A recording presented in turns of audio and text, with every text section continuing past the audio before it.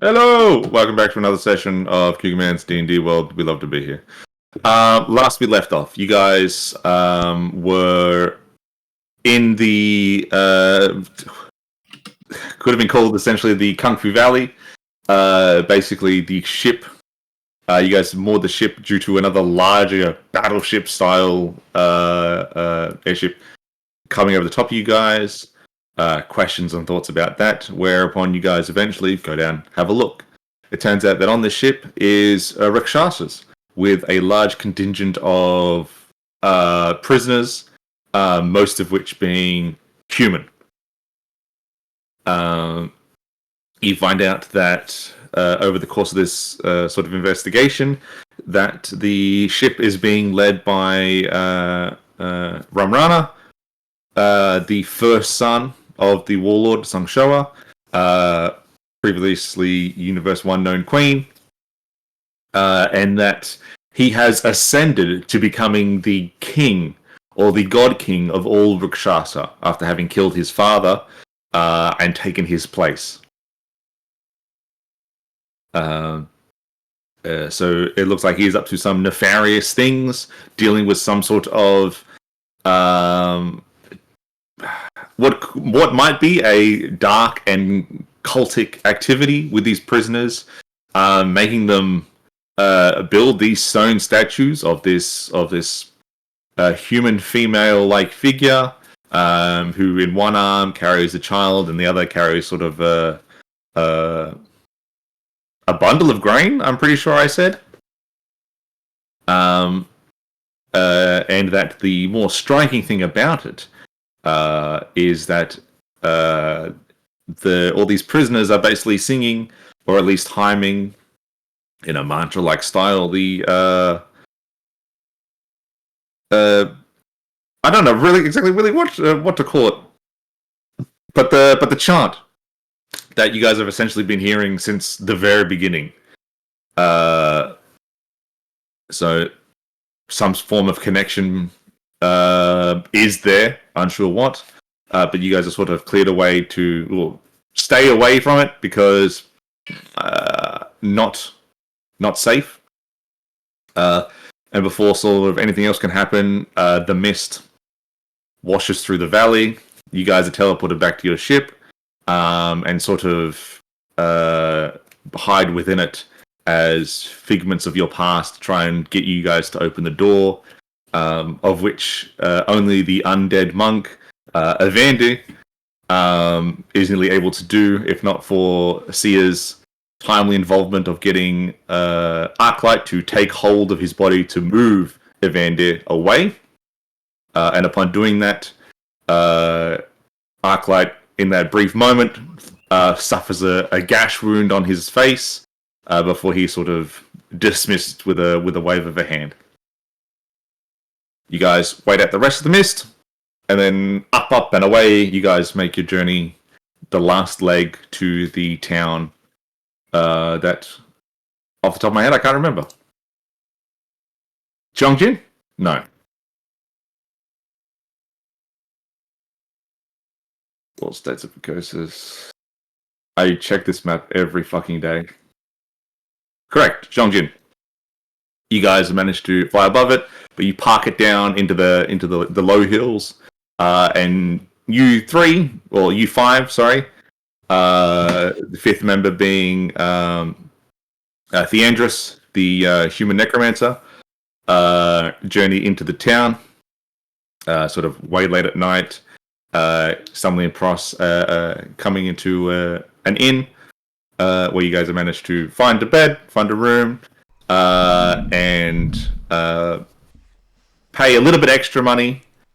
A growing theme within this place is that every place you go to that requests a stay and meal is extremely overly expensive.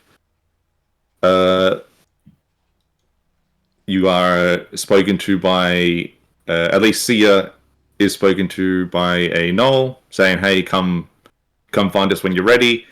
And I believe that's sort of the last important thing at the end of last session, where everybody has their long rest, and we wake up the next day in the morning.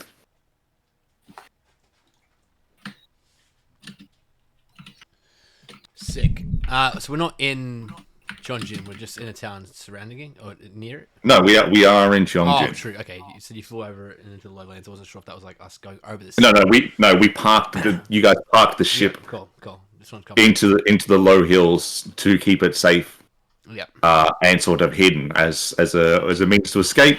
Yeah. If anything were to arise, you knew a destination to go to. Yeah. Cool.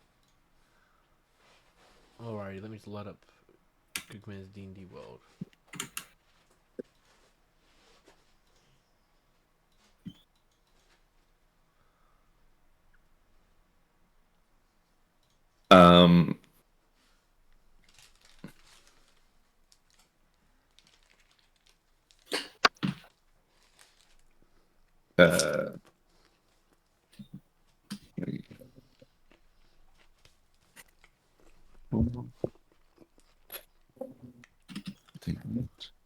Alright.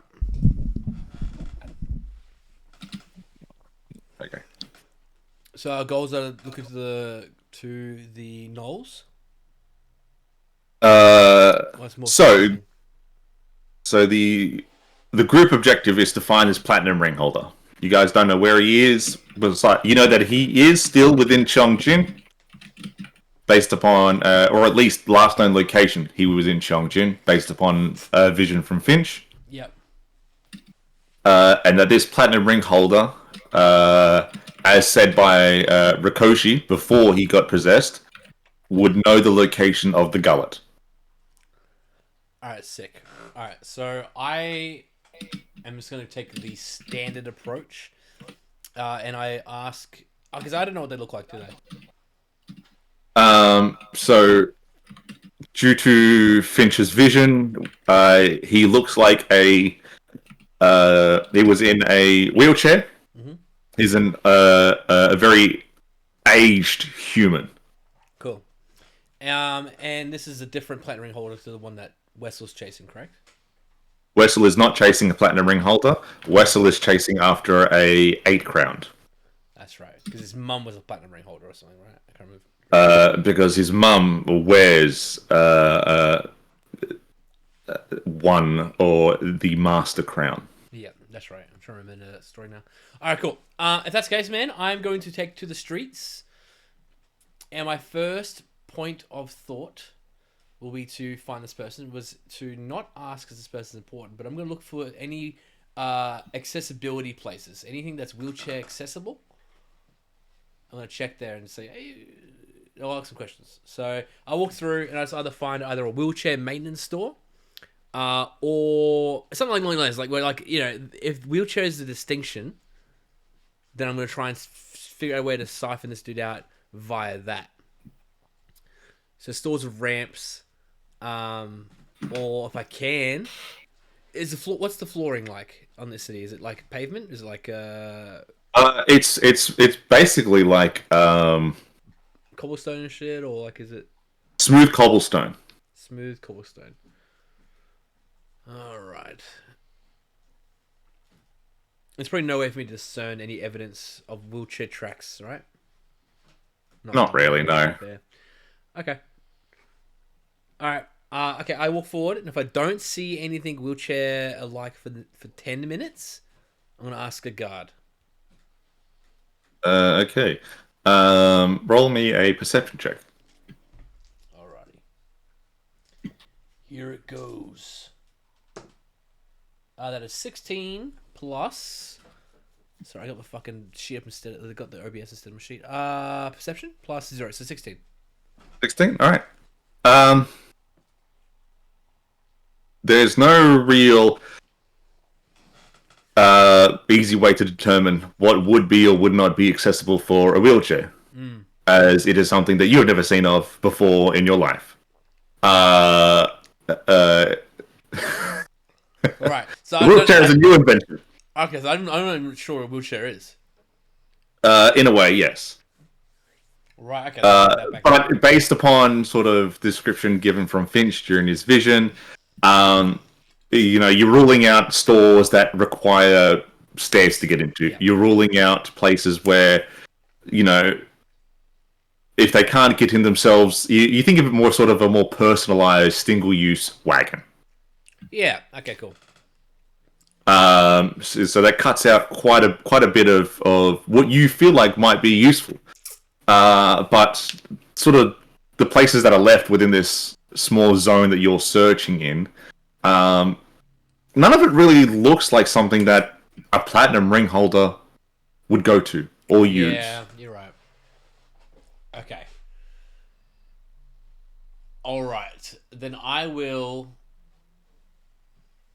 without knowing much about the city, I will venture towards more of the high class, or if there is a government zone, or like you kind of got to be a particular level to get here. I wouldn't mind going around there to find some either a vantage point to watch, or if I can get in, just hang around like lobbies or open areas to kind of like sight what I think would be a single person carriage. With that You horse. go off. You go off to do that, and then we go to everybody else. Um, Finch and Sia. Sort of, you wake up and Ezekiel is already up, ready, and then he's sort of out the door and away.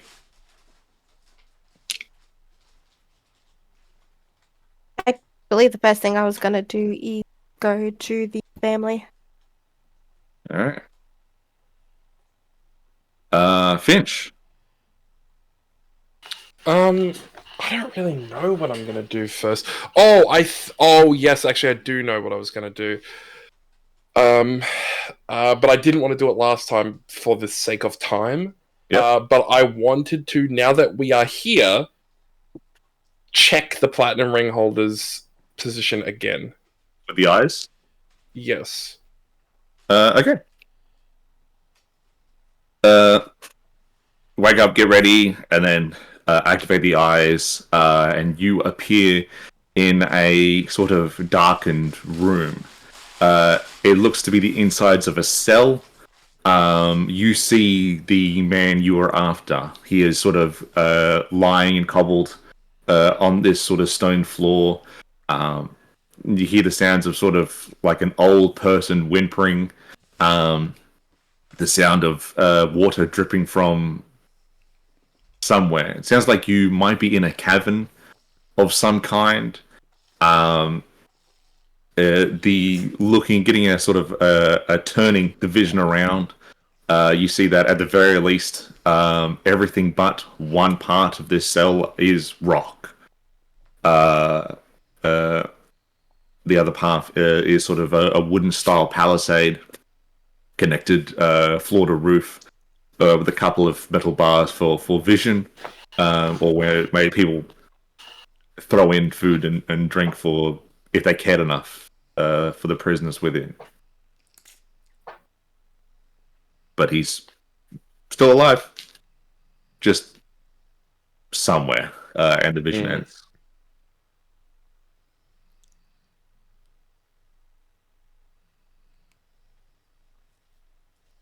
Righty-o. Wessel goes, so where do we start looking first? Well, I think... where are we right now? We're in town, or are we in the inn?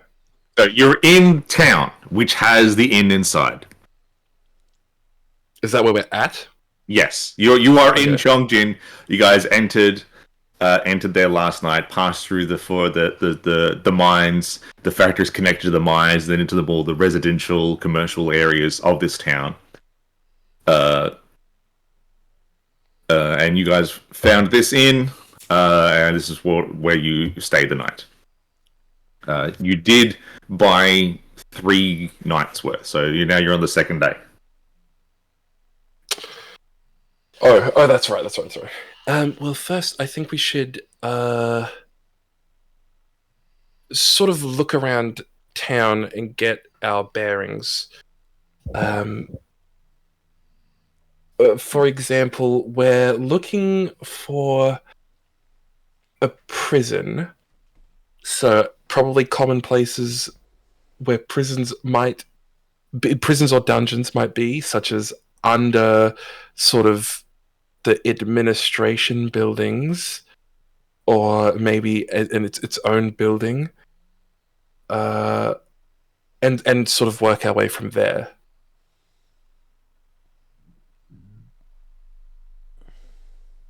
All right, we can do that.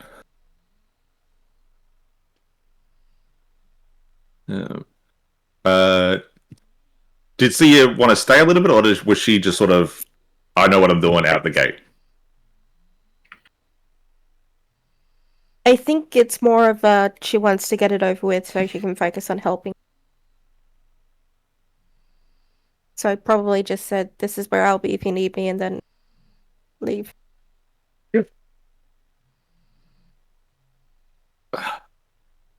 Wessel goes, well, Sia and Ezekiel are already out doing, their searching of what they want. We try and find a prison, or at the very least, people who might know where a prison could be. At the very least, the jail cell.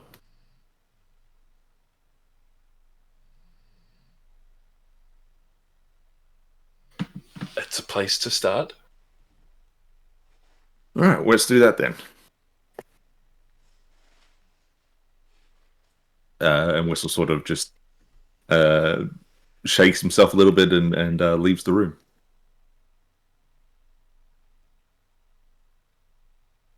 And Shakes his I... dog. What do you mean? You weren't there. Hey, my bad. I'm walking the streets like, you seen a wheelchair, man? What is a wheelchair? Who the fuck are you? What the devil is a wheelchair? Who the fuck are you? No worries. Did I give you, Beck, the location of where you need to go last session? I don't remember off the top of my head. No, I believe she was gonna wait for me in the tavern part. Right. That does sound like me. Okay. Up, out, and into the tavern eatery, you see that the Knoll from the previous night before is waiting there, but with her are two other Knolls. These Knolls are suited up in what looks to be half plate, but the half plate is etched in runes that are very familiar.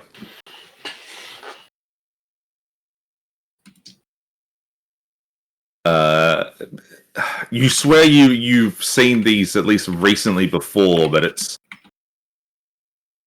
hard to place when and where.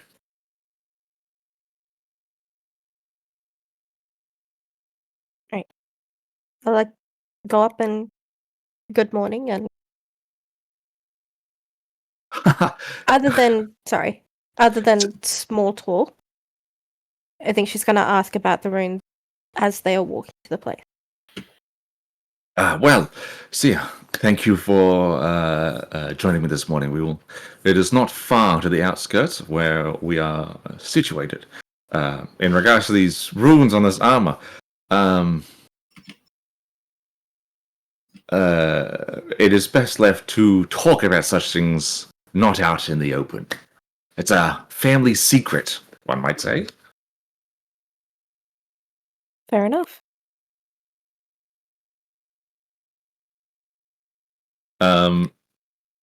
You find out through small talk that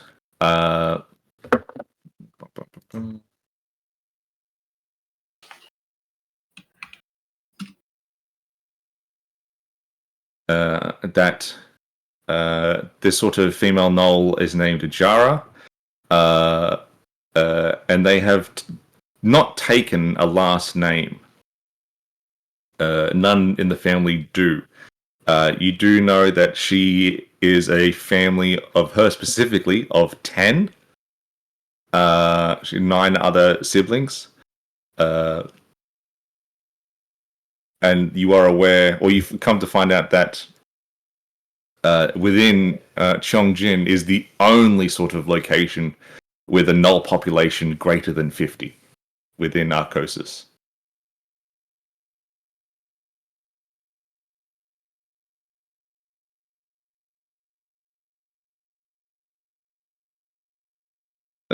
Can you roll for me also a perception check?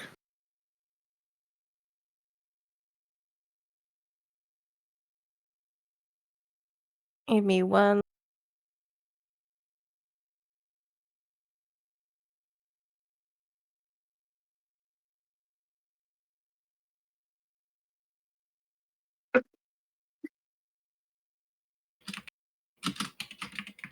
Natural one, which would be 5.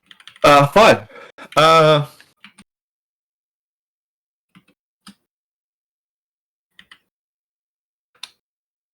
Okay, so it's not hidden, but you are able to pick up that walking through the street, the people that you pass kind of give you guys a wide berth.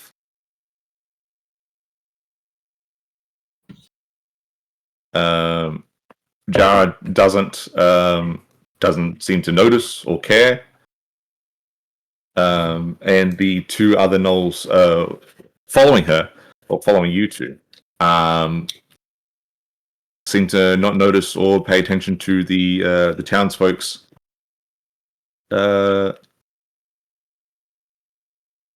cautious demeanor. Okay. I'm not going to bring it up. No worries. Ezekiel. Yes, sorry, mate. Microphone was off.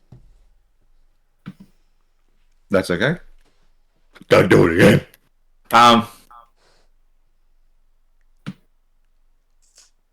You find sort of the upper part of the town or the neighborhoods. Yeah.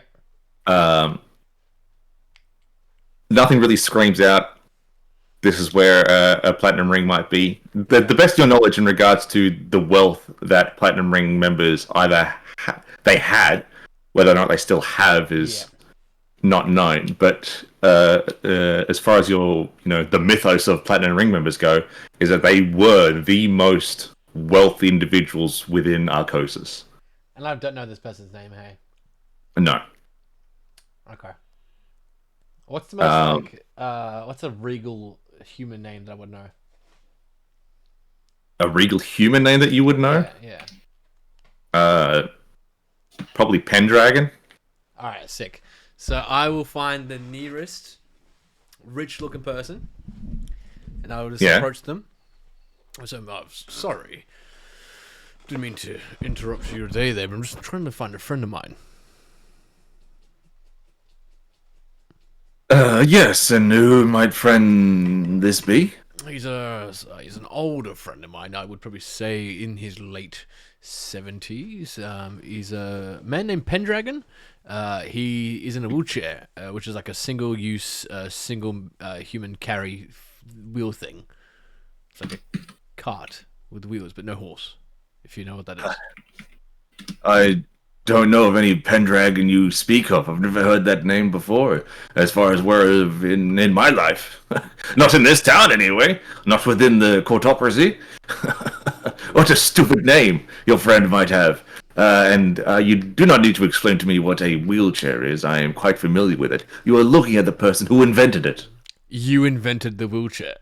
Yes, I did. And all right. Well, then my friend has one of your inventions. Sure, you might know where he is.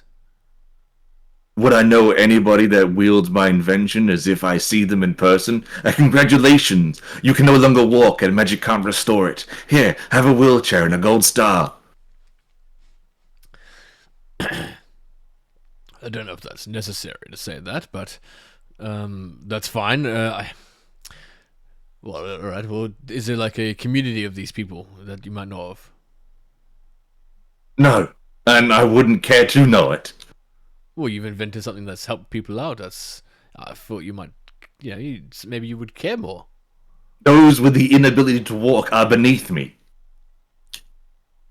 Well, my friend had an accident. It's not his choice. That doesn't make him beneath you. It does. Those who are physically unable to serve society like the rest of us, normal people and individuals, are not worth giving time to. I only say praise for they have the money to use and buy my inventions. Other than that, I would not spit on them to put out a fire. Well, it seems like you're a nice person, it seems. Well, if that's the case, then thank you for your time and apologies, and I hope you don't choke I'm the sorry. meeting today. What is your name? I'll ask around, see if anybody knows of some 70-year-old in a wheelchair.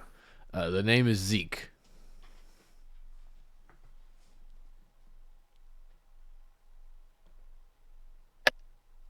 Why did you pause? What's that? Very well, Zeke. We'll ask around. Thank you. Are you staying where so that I might provide you with any information?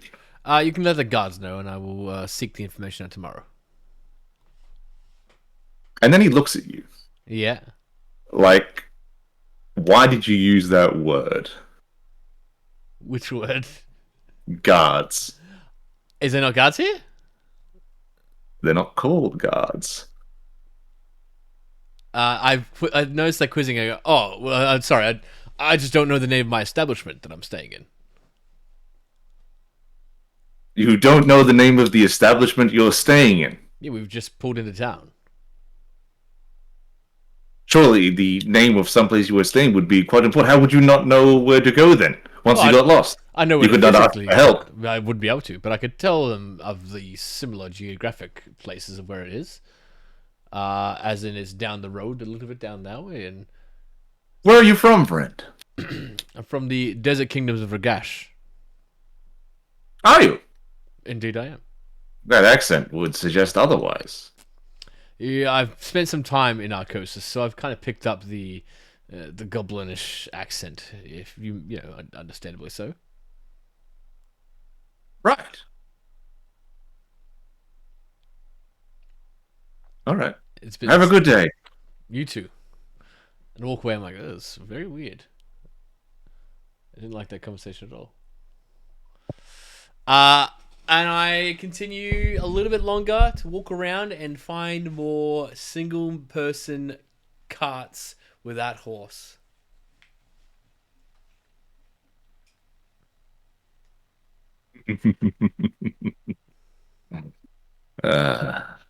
Okay. Finch and Wessel. That's me. Yes. You're out in the streets looking around. Wessel flags down somebody that questions them about any sort of jails or prisons that might be nearby. The information that you're given is that there is a jail, if not a small one, underneath the manager's mansion.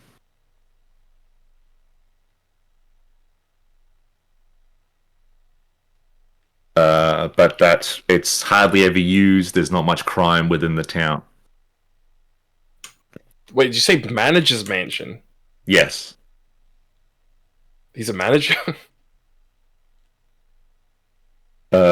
Yes. Sort of passively, you pick up that within the Zaibatsu, realm of influence or zones of control, it's all just corporate.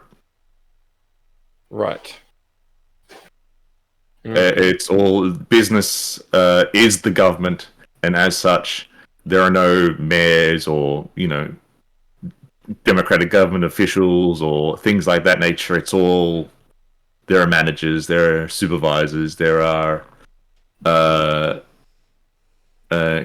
company enforcers, which take the place of guards.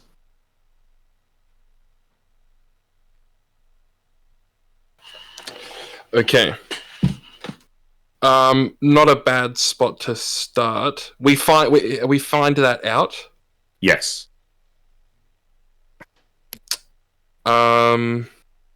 Well, the ideal scenario here is to look through, sort of infiltrate as passively as possible, just to check it. Because we know they're not going to let us through the front door. At least not to show us the bits we want to see. I don't know that fucker's name either. The guy that you're after. Yeah, so I couldn't ask after him. If you roll me a history check and you beat a DC of 18, I will let you recall the memory of that night, of when you first saw him. Oh, okay, that's... Beat 18? That shouldn't be too difficult. And I rolled a 19. Right. So, the human platinum ring holder that you're after is called Yuriko. When he was announced as a special guest who was financing the evening, it was just, in our, immediate vicinity is Yuriko, extravagant platinum ring holder. No sort of extra title, no last name. That was it.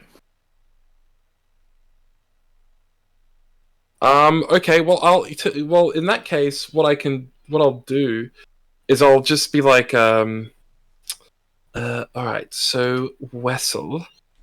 Yes. Maybe you could try and, well, what I'll do is I'll go in and I will ask after the man we're looking for. Why don't you go through the route of not having to ask anyone and go see if you can find out for yourself if who we're looking for is here. Just in case Either we of get them. told to fuck off. Yes, and it might be possible that if you are not seen with me and you are found in there, they will not connect our actions so quickly. We can do that. I can do that. All right. It doesn't take too long to find sort of where the manager's mansion is. You guys are sort of not led, but where a manager's mansion would be in the higher area of Chongjin, but the manager's mansion itself sort of more centered in the middle, and then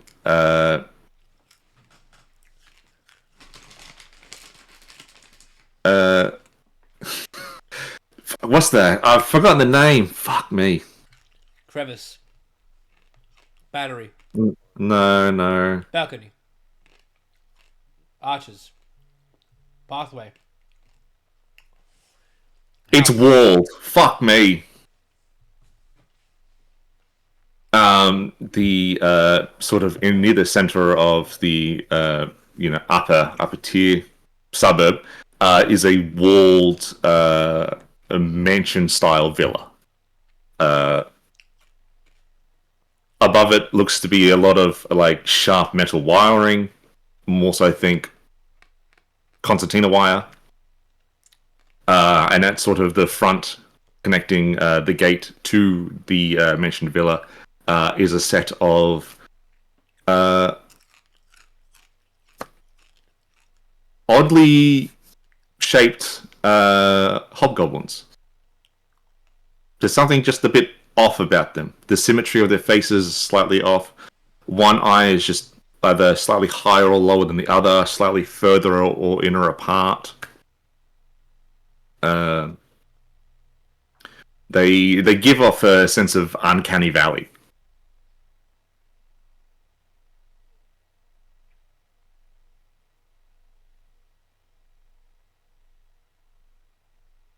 Okay. Finch and West will do that. Can you roll for me a perception check, Ezekiel? Yes, can do.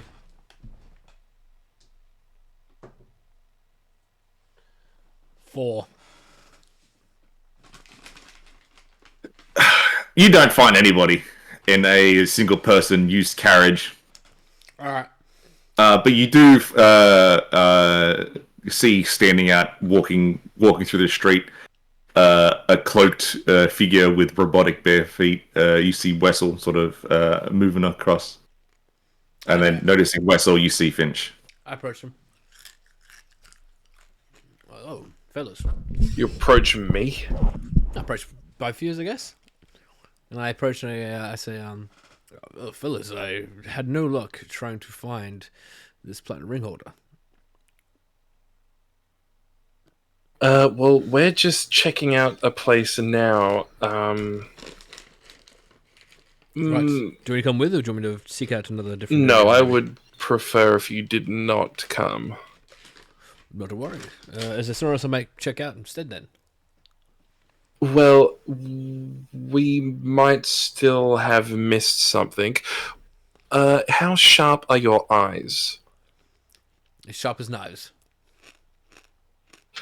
Well, maybe would you like to check out sort of the outskirts of town and make sure there's nothing hidden that might be an entrance to the place where the captain's wife might be? I see, like trapdoors or like a hidden door or something. Yes, exactly. Okay. Or even like a hidden, seemingly innocent building that might be A front, a front for Like a that. passageway. like that time where you helped me find those blackened sun figures. What looked like a commonly broken down shack, but once inside, it was a trove of information. That's right, yes. Yes, exactly. Me and Wessel have, well, I don't know about fully looked around, but we've mapped out a bit of the town, just checked out some likely spots, and maybe you could help us out while we're busy. You could check out the outskirts, make sure everything's all good out there. Good idea. I will do that now. And I say goodbye Do you to my have wife anything that might get you out of a pinch real quick? and, I have my short sword. I mean out of a pinch, not further into one. Right. I'm not trying to start any issues in this town, Ezekiel. No, I have a potion of enlarging, so I could probably get that and intimidate them to not fight me.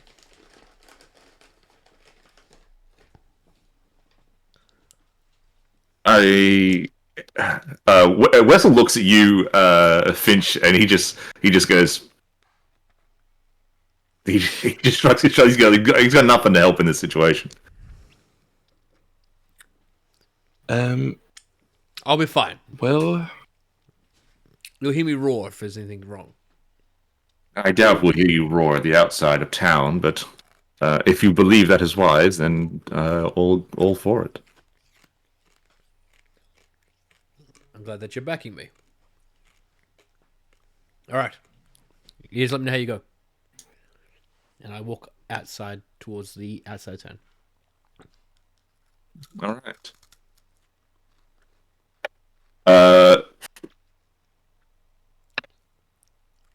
Shit. Finch, you turn to talk to Wessel, and as you turn to talk to him, he is already gone. all right. Makes sense.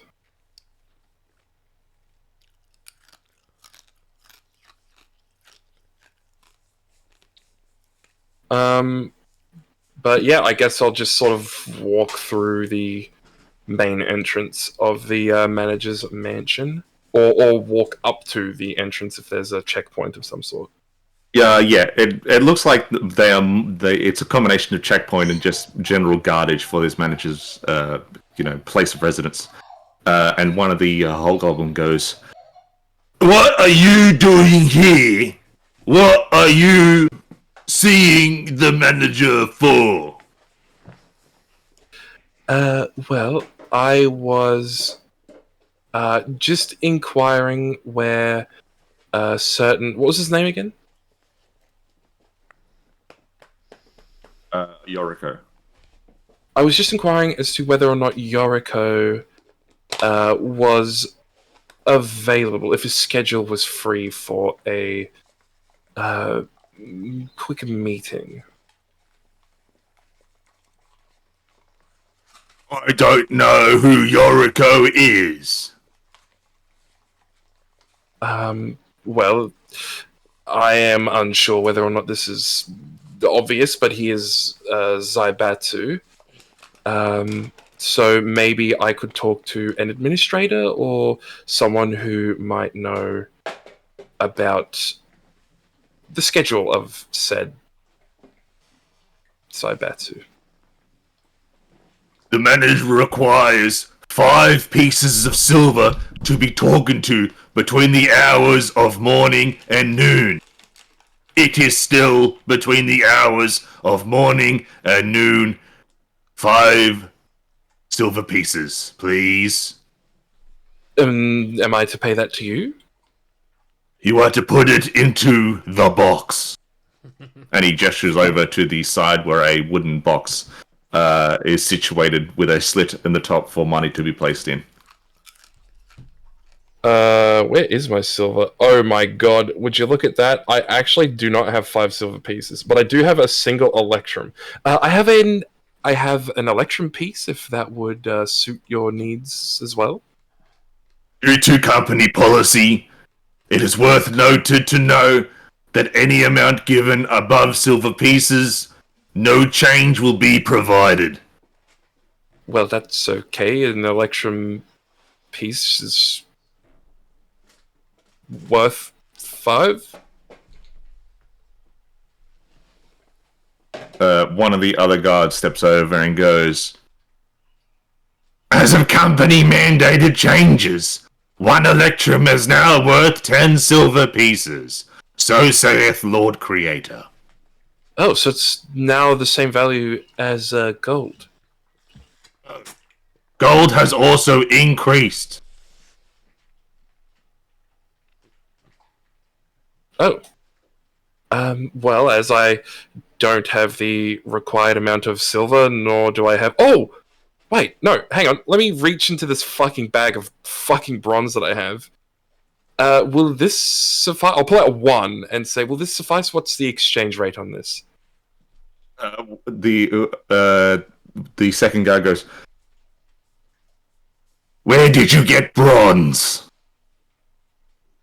You know, I confess I don't remember. I've sort of got my hands on this quite a while ago, and I've honestly forgot I had it. I see a single piece. He's asking for it? Yeah, he's asking just to see a single piece of bronze. Okay, I will hand over a single piece, and at the same time ask, well, what does it convert to? He doesn't take it out of your hand, and he sort of looks over it and he goes, this is old Arcosian coin. Bronze is highly valuable now. Oh.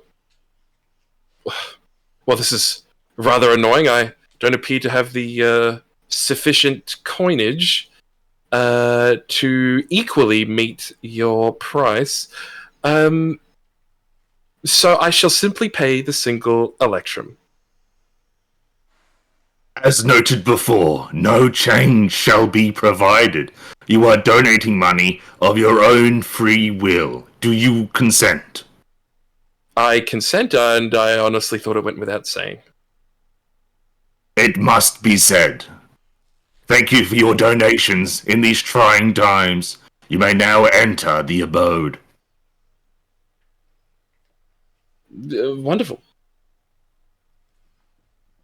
And it's when they talk, it's their mouths don't fully open either, and you question slightly how they're able to vocalize these sounds without the correct physical formation of words.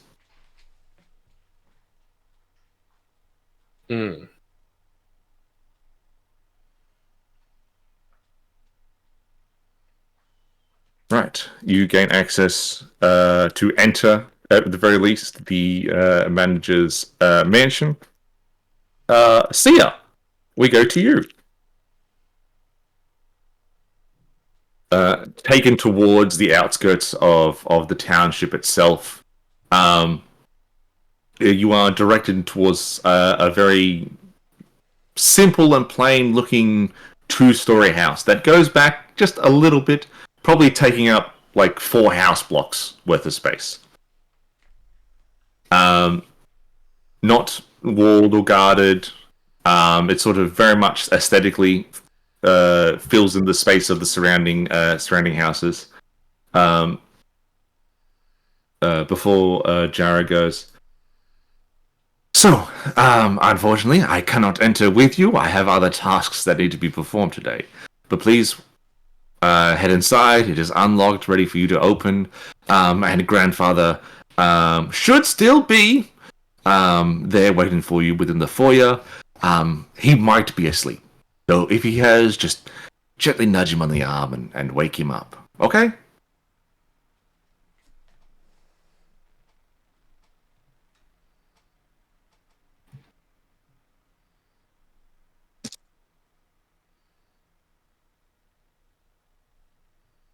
Are you muted back?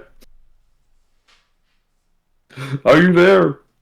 Apparently I was muted. I don't even remember muting myself that time. Yeah, I hate to see it. But Sia will say thank you and just walk inside. No worries. You come up on the door, latch it and push it open, and you're welcome to a very sudden shift in architecture. No longer is it the more sort of industrial China-Japan sort of aesthetic. And there's now a very simple Desert Kingdoms of Ragashian attire. There are old Moroccan rugs on the ground. There is a menagerie of paintings along the walls within this foyer of both the old pyramids and the animal lords that were, or still hopefully are, worshipped. And there you see the only other person in this room is an old gentleman. Sort of cloaked in black, sort of laying back in a kicked out chair, and it looks like he hasn't aged since you last left him, nearly 300 years ago.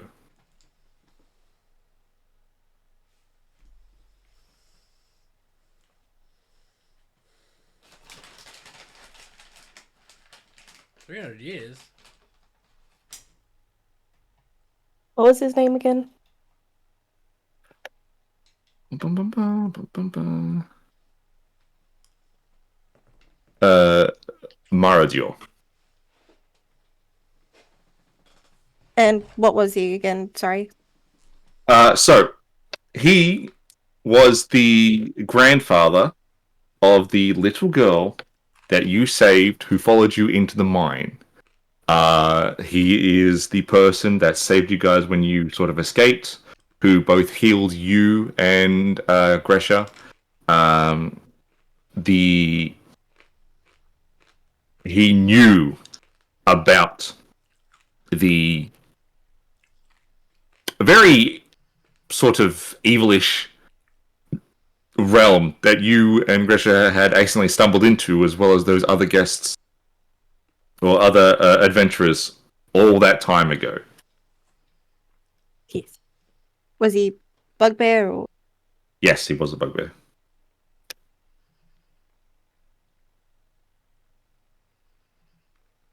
Well, first of all, if I remember any traditional manners of the hometown, do that first. Say hello, see if he's awake. Oh, he's very much asleep. Then a gentle shake to try and wake him up. Yeah. You come up and gently touch his arm, and he goes, Tia, is that you? You have not aged today. Why, how are you? I will say the same about you. You haven't aged either. I'm doing well. Yourself? I am doing old and frail, and the appearances may seem like I have not been affected by the wind of time. I'm very much close to dying. In fact, I'm pretty sure it's going to be today. I just wanted to hold out as long as I could. I knew you would come back eventually, but I could not find your body after the attack on your tavern. I knew that either you were safe out there or you had been somewhere taken by someone. And so I promised myself that my debt to you was still not finished. I would disagree in that matter. But regardless, you've managed to wait 300 nearly years. Yes, well, when you dabble in the dark arts as long as I have, they provide a small amount of beneficial advances. That of a long life, but at the risk of a damnation of your soul. My soul is damned to see ya, but I have lived just long enough to see you arrive not at home, but at home.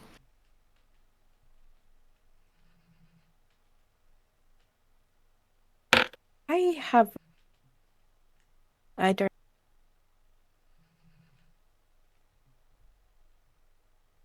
I'm sure you have a ton of questions you'd like to ask. And I am more than willing to provide you with any answers that I may have. And if I don't have them, then Grella will be more than willing to supply you with those.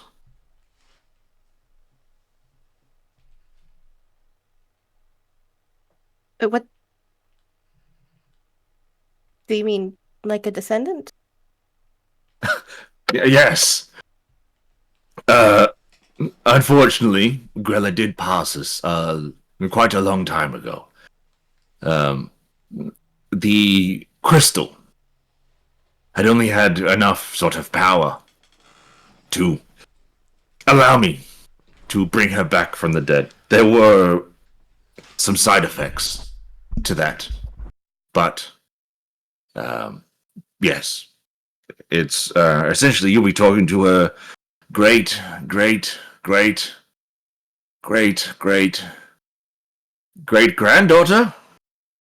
I think.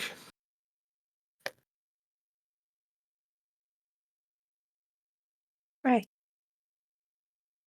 Well, I suppose we could start with the mine and what exactly happened there. Please let us get out of the foyer and make our way. For food is going to be served soon, and I am very much starving. I would like my last meal to be one of deliciousness. Of course. Then Tia will offer to help. He just sort of like waves his hand, and then from underneath his chair, about a dozen zombified hands sort of scurry out like bugs and sort of like lift the chair up on the back of their hands and sort of scurry him out of the room. That was and I will follow. Following him leads you through basically through one of the larger doors, through this hallway that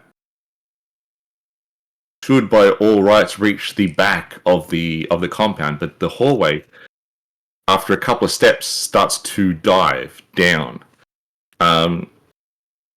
The hallway itself is nothing too extravagant or fancy, but there are along this hallway where you can surmise to be hand-painted murals of at first it all sounds or looks familiar, and then as you're sort of going through and sort of slow down to have a look, you realize that these sort of murals, all attached and connected to each other, appear to tell a story, and that story is of yours and Grella's beginning, when you guys met, your first dungeon delve, your first close to deathness, just your and her life etched onto the walls.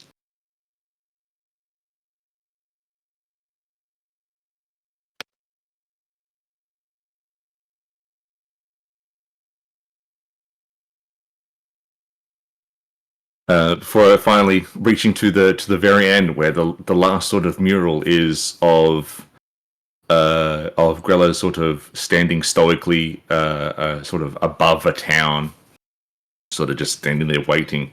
The door opens up and the hands take the old man inside, and sort of as the light opens, finally illuminates from sort of the darker lit corridor, you see these long, large, like 3 to 4 very large tables. Could sit like 20, 30 people, depending on how spaced the chairs are, filling up with food. From 4 other doors within this large room, gnolls making their way in. Various shades of browns, blacks, auburn reds. A lot of them either carrying food or coming to sit down, placing a lot of tools and weapons up on sort of a set of racks and shelvings to the side on the wall. Before sort of you get called by these, over here, Zia! And he's taking his spot at the head of one of these tables, and he gets one of the hands, or a couple of the hands, to move a chair out for you to sit down, sort of diagonally next to him.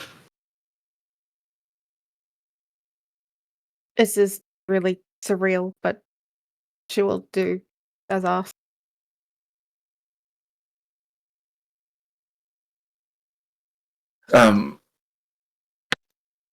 While it's all getting sorted, I'm going to have a quick nap. And in the meantime, there she is.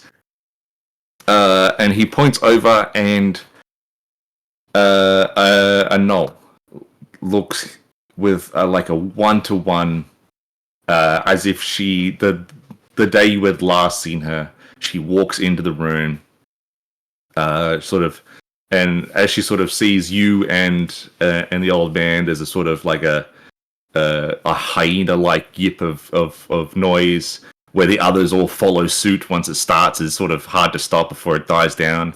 She sort of runs up, hugs the old man, and she goes to you, and you must be Sia. I am. Excellent.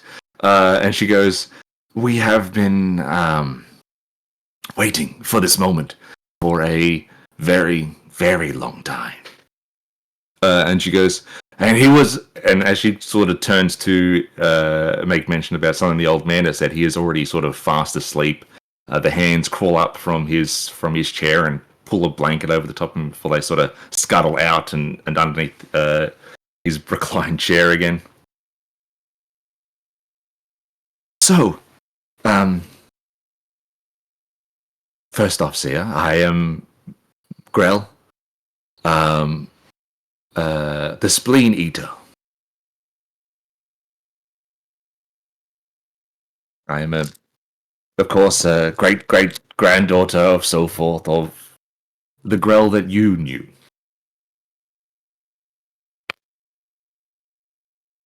It's been a pleasure to meet all of you. Yes, well, we have been, well, not so much waiting. The family has lived their lives over the years, only with the prophetic knowledge from our matriarch that you would one day return. And that with your return would bring about an age of, some say wonder, some say splendor, some say change. But just that you would return. And if anything, your return symbolizes at the very least a closure to Grella's life. That you are alive, that you appear to be well. You look healthy, you look strong.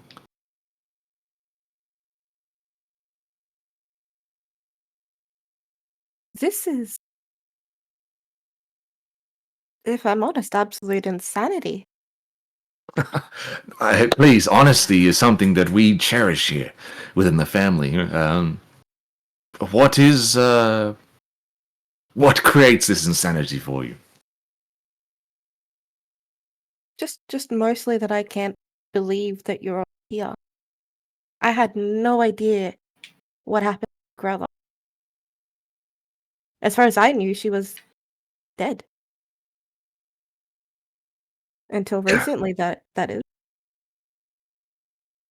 The miracles that, let's just say, our grandfather was able to perform, blessed the fact that he did dabble in the darkest of arts, and unfortunately, he did indeed lead a great many people to their deaths within that cavern. But if not for sending you guys into that cavern, and for you to give to Grella a piece of jade crystal, of which our grandfather was able to heal her of her, let's say, death afflictedness.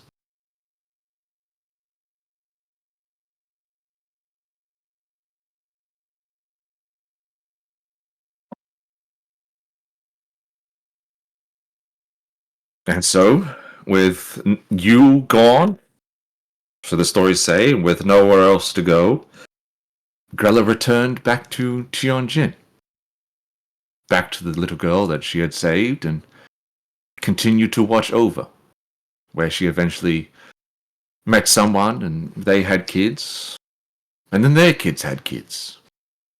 And so along it went.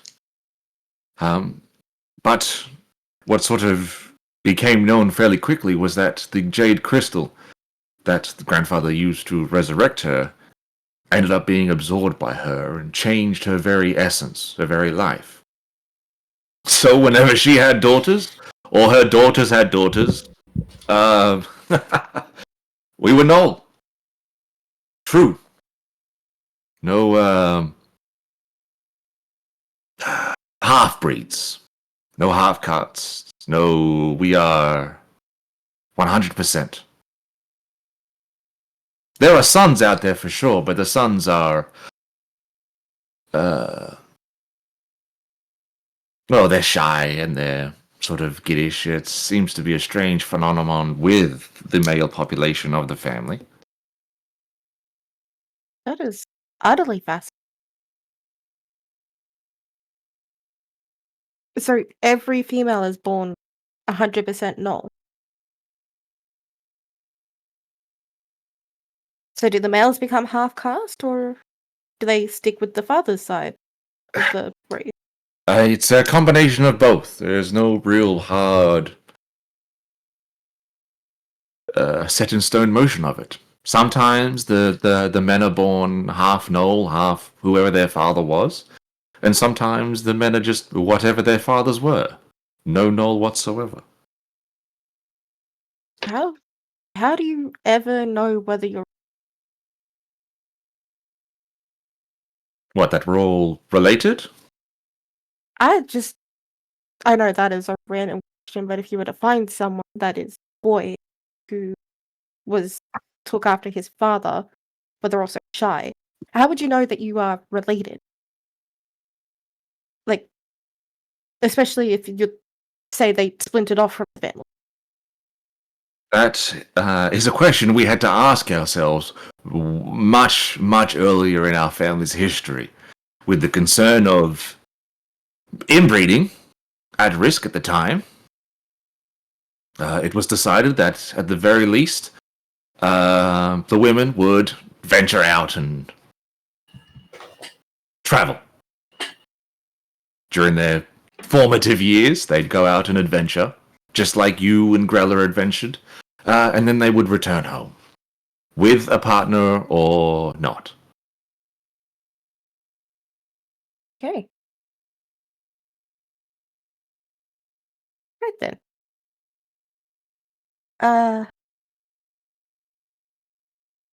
So what did she do in her late... Stories go that Grella, afflicted by a bit of unfortunate madness from the Jade, she couldn't really leave Chongjin. It is said that she had a prophetic vision that that two things would happen. The first is that her nightmares would become a reality, and the second, that you would be the smiter of that nightmare. We believe that to be the case because her nightmares eventually came true, much, much later than she expected. What? I'm sure the passage of time for you might be strange, but the mine that you and Grella originally entered, that sort of portal door, it split open a couple of years ago. And from that splitting, terrors escaped out into the world. One of which, strangely enough, was a goblin fellow. We lost a great many people trying to stop the flow. We managed to seal up that rift, but the goblin fellow and a great many creatures covered in hands escaped as well.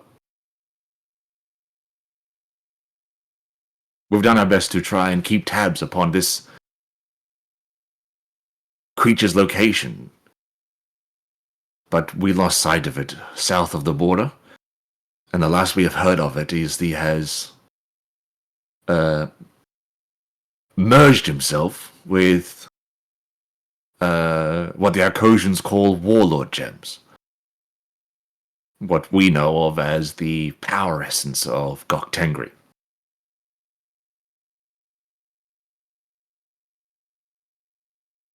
When we get a chance, are you able to, I suppose, write down everything you know about that goblin? Yes, we are happy to do so to help you upon this journey. They say that you are, at the very least, part of a group, or you individually defeat this creature. I wouldn't go so far as to say individually, but certainly help. In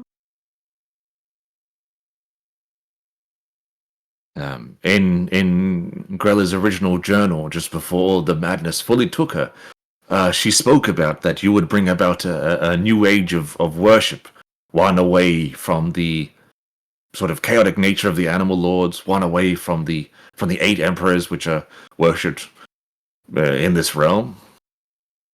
Is that true? Do you indeed worship benevolent figures? That is true. Galvina and Kishoita. Excellent! There were doubters, of course, within the family that Grella's maddenings were, of course, just madness, but there is truth! And with that truth, we can make change. If there's anything you need, Sia, we are more than happy to help you.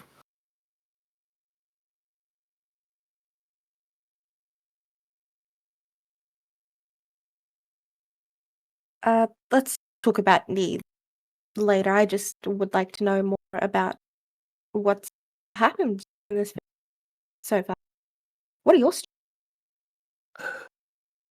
And then she starts to sort of, in tales of the family life, over the hundreds of years they've been here.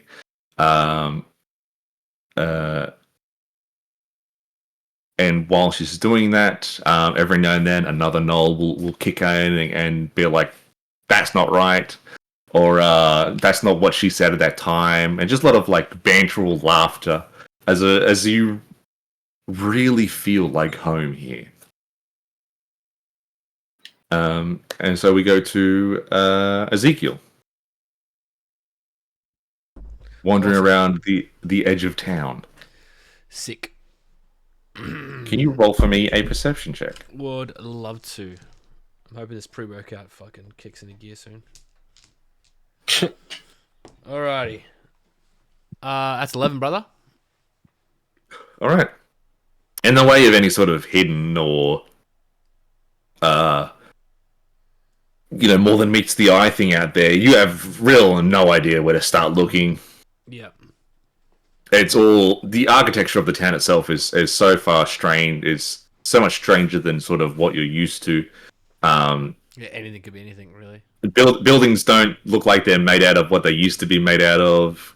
The roads themselves aren't just fucking flattened dirt or sort of cobblestone placed together in sort of a more road-like essence. This is so new.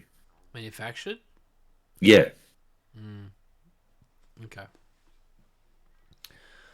Well, yeah, I guess if in all honesty, if there's nothing that's like clicking with me to find, then I'm probably just gonna call it and just head back to the inn. Yep. And then I'll wait them to return to, I guess, give either further instruction, or because there's really like nothing else that I kind of like have pressing. Do you know what I mean? Like I don't need to go shopping. I don't need to fix anything. I need a new weapon, but I can't afford that shit. So that's about it. All right then. And so with that, we'll go to Finch, Wessel. Let me roll for Wessel again. Still stealthing, still unseen. Finch, you make it up to the door of the mansion. You give it a knock, and as sort of midway through the knock, the door opens, being opened by what looks to be a sort of butler-like figure, but in a more work attire. The manager has been made of your presence and is interested to hear your story in regards to how you have acquired some bronze coinage. If you would follow me, I will take you to him now. Okay. Leads you through a bunch of sort of connected rooms and a couple of hallways up to a second set of stairs. Before sort of knocking on a like a oaken heavy wooden door for opening it up with a bit of strength required. They're sort of sitting at a desk facing you in a largish room filled with ledgers and books and paper. You see this a goblin sort of scrying over a table. It looks like sweat's sort of dripping down his, like he's sweating, sort of wiping it away, just writing, and goes, welcome. Please, come, take a seat. Yep. I shall do so. That will be all. And the butler figure sort of bows and closes the door behind him. Well, what can I... You have bronze. How did you acquire such items? Well, first off, does this guy look anything... I mean, I know he'll have aged a little bit, but does he look anything like the guy I saw on that night? No. Or in my vision? No. You have not seen this guy before. What is the guy's name again? Yotai or something like that. Yoriko. Yes. So I am speaking to... I'm not speaking to Yoriko. I'm speaking to the manager? Yes. Apologies. I am High Manager Rector. Oh, well, good to meet you. I was hoping to inquire with, oh my god, I immediately forgotten his name already. Yorick. I'm just going to call him Yorick. I was hoping to inquire about Yorick's schedule and his availability. Or if he is even here. I feel as though I remember that he would be here. Yorick, now what sort of business are you after? He's been a very, very busy man at the moment, changing reigns at this point in time. What do you need of him? And I will do my best to acquiesce to a meetup.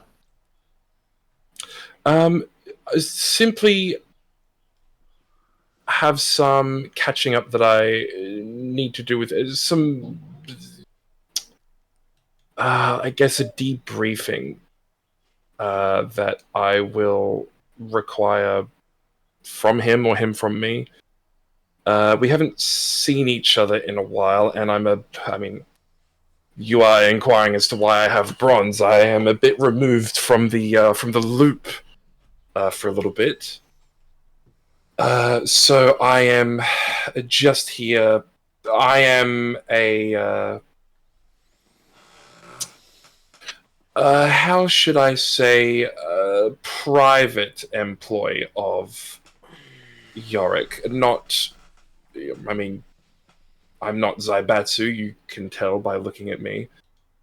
I am of private employed to him, but I do understand that I need to go through Zaibatsu channels to get his personal time. Oh, that's perfectly fine. If you give me one moment. And he starts sort of going through the desk looking for a piece of paper. And right. Yoriko, as of yesterday, his schedule over the next couple of days is in regards to the Steel Clawed Mine and the transference over to A1 Maruhara.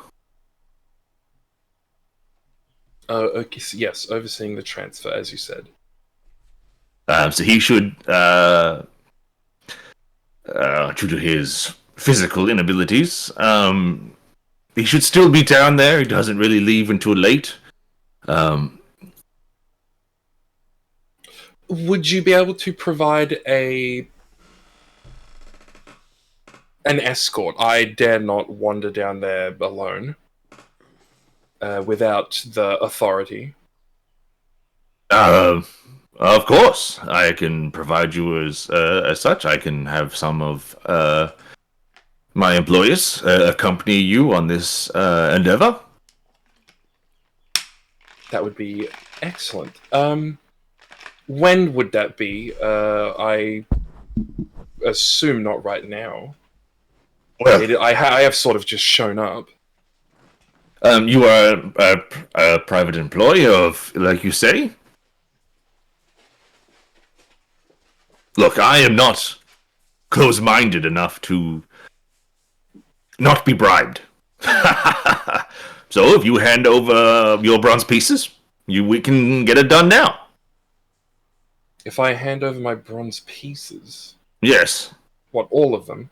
All of them. Well, I have only just arrived in town. There really is no rush.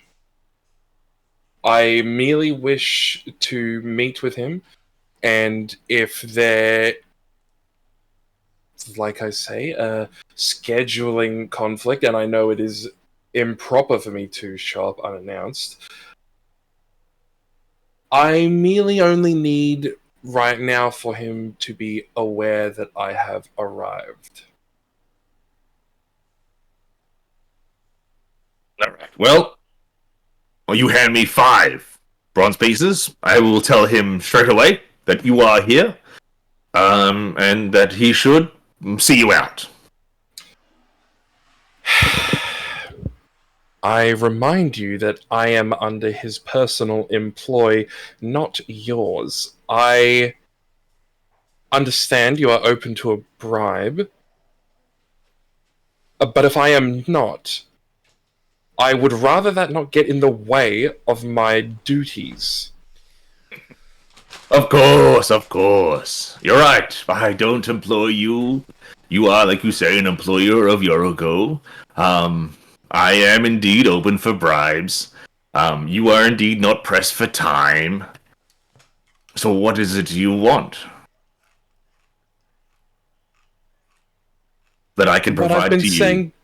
That does not saying the whole cost time. bronze. Well, Just an appointment. well, sure, I can get you an appointment, but that's going to cost you 10 bronze coin.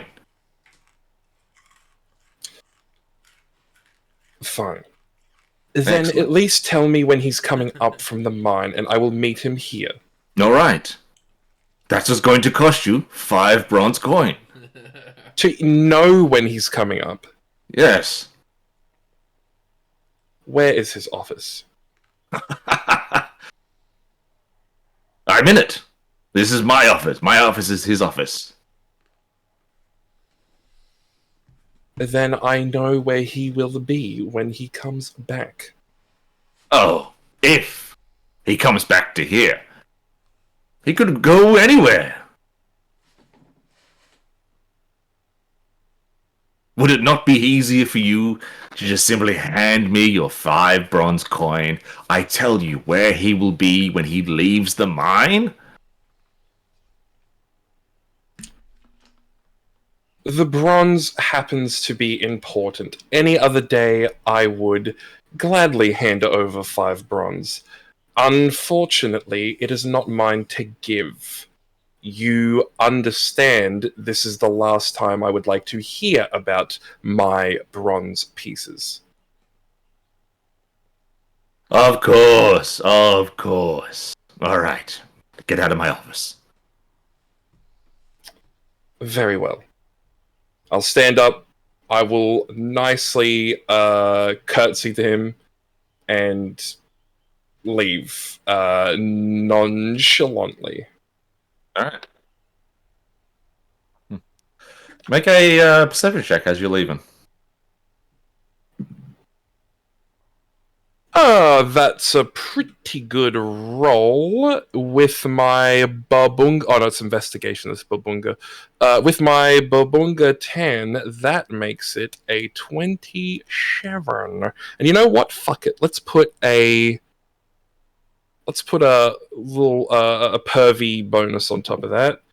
Oh, okay. That just makes it a dirty 30. During this conversation, you sit there and while you're sort of letting him speak to you, you scan the room of anything that could, you don't expect the gentleman to fucking help you at all. Especially when he says that he's in the mine and you saw him in your vision in what looks to be a fucking jail cell. And so you're able to scan, and then as you sort of get up and leave, that sort of eagle-eyed vision that you have, you see before it's sort of, as he's over the desk and ruffling about, a letter or a note thanking him for his services in providing the relaxed security detail to Yoriko by one Maruhado.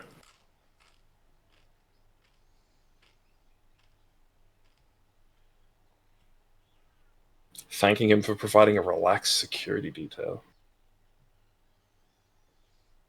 Yes. Okay. That sounds bad.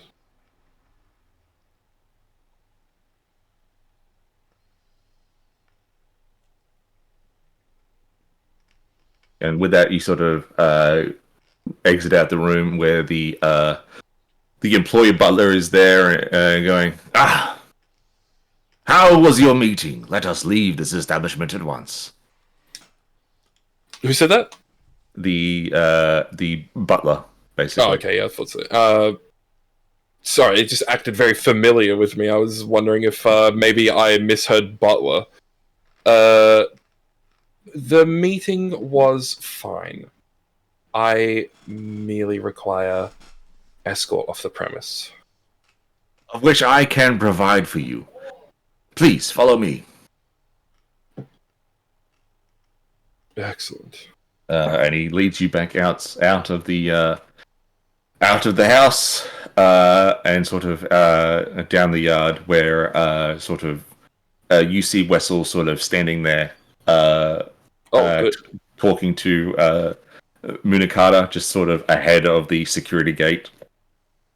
Yep, I'll go up to him and eagerly ask for a rundown of what he discovered when we walk like a couple of buildings away from here. Yeah. He merges back with Munikata, sort of as you sort of brisk pace out a little bit, and then sort of slow down to make your journey back to the inn. Wessel goes, there is a prison underneath the mansion. Unfortunately, the individual we are after is not within it. There was a prison. There was. But it's more of a detention zone, not so much exactly what. Who was in it? Gnolls, really. Strangely enough, there were gnolls. Prison had about 14 cells within it, and each one was filled up with a gnoll.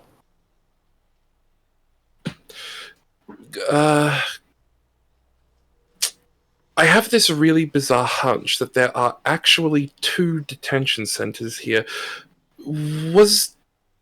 Did you feel like there were less guards than maybe there should have been?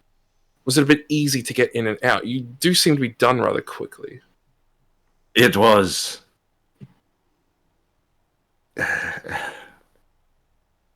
not your standard jail, if I'm being completely honest. They were they were filled with desks and paperwork that they were filling out were within it. Some sort of punishment zone, if anything. The armed individuals safekeeping over this place acted just as strangely as the employees at the gate. They spoke strange. Their faces were a little bit lopsided. And when they spoke to each other, it's like their mouths weren't really moving. I have a hunch that I think that those hobgoblins are all actually warforged.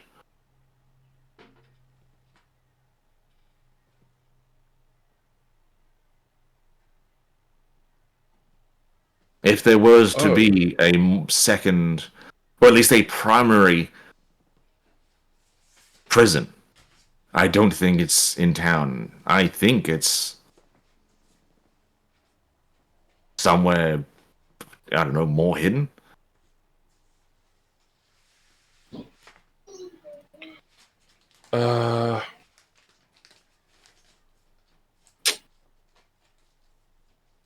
Why? How did your meeting go?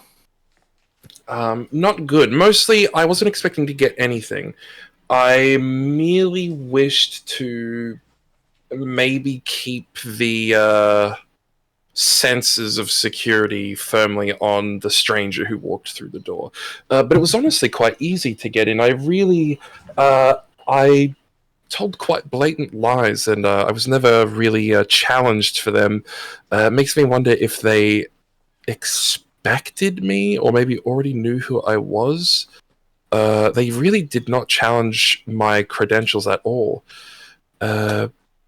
Makes me suspicious. I can only hope that Ezekiel found something. But maybe we should also keep looking within the bounds of the town. We've searched the manager's mansion, so now it's up to a different administration building, or under the Zaibatsu, the garrison. They spoke of a mine. Ironclaw mine. That might be worth looking into. I mean, the reason that they said that Yoriko was down there is maybe true, or maybe half-truth. Maybe he's down there, or maybe it's a half-truth that he's down there. But that also is a possible lead.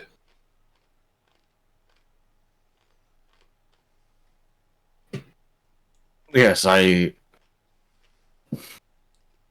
I mean, if you were going to hide a prison, why would it not be in a mine if you have access to one? More remote location than being held in town.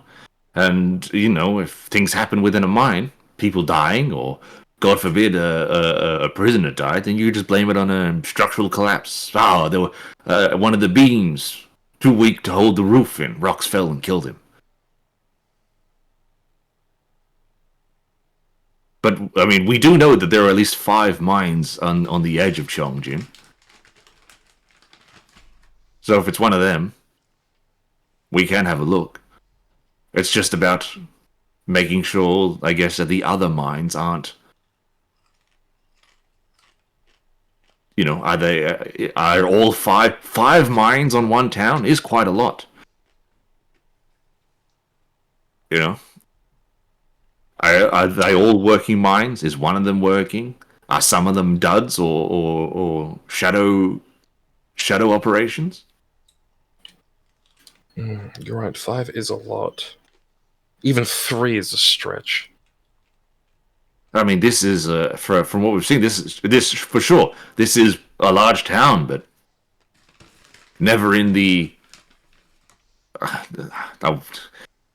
Feels strange for me to say, but the old world, did we ever were known for mines to be of such size or numerosity?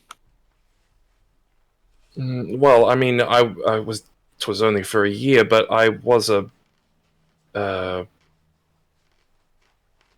man of labor. So yeah, I was blue collar. Yeah, I was among the peasants and the farmers, and I've never heard of a town that had 5 mines. Iron Claw, I'm assuming it's all iron.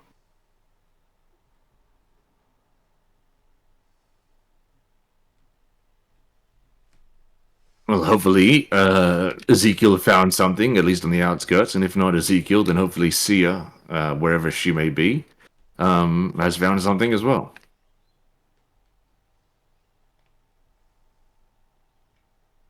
The sooner we get back to the inn, the sooner I can have a rest. I'm feeling awfully tired. Very well. And I might stay around a little bit and inquire about these bronze pieces. Apparently they're quite valuable, and the Saibatsu I spoke to seemed very keen to grab at very least one. They like worse than copper? I actually can't remember. I even remember at the time I found bronze unusual. Not that I hadn't heard of it, just that I mean, I don't know. I suppose where I'm from just didn't really deal with it very much. I thought it was better than copper, but I don't remember. But now it seems to be more valuable than gold. Yes, it looked like there was you had to pay to get in.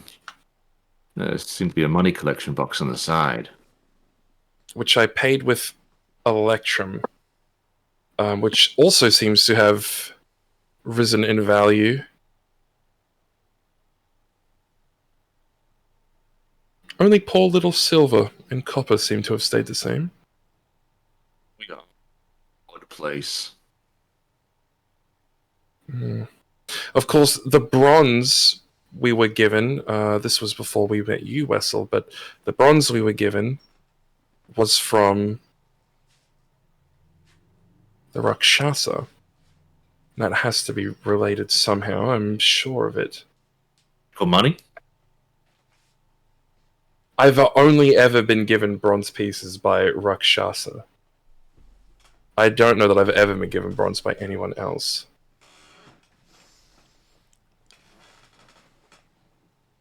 But I would like to inquire as to its current value. I think it would be even more interesting if I spoke to a commoner and they told me it was near worthless.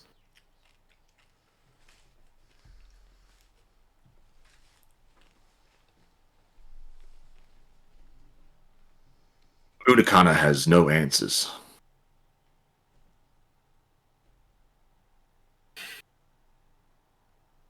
As someone who did not skip 20-something years, he is not aware of the value of bronze changing. As far as he is concerned, bronze has stayed the same. And nor is he aware of the changes in value of gold and above.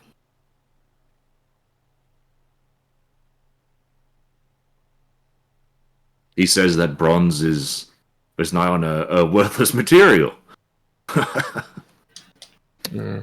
Well, I'm sure he would say that, but at the same time, I feel inclined to believe him.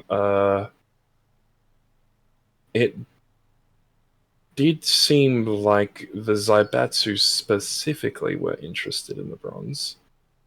But that's my plan. I'm going to ask around about it.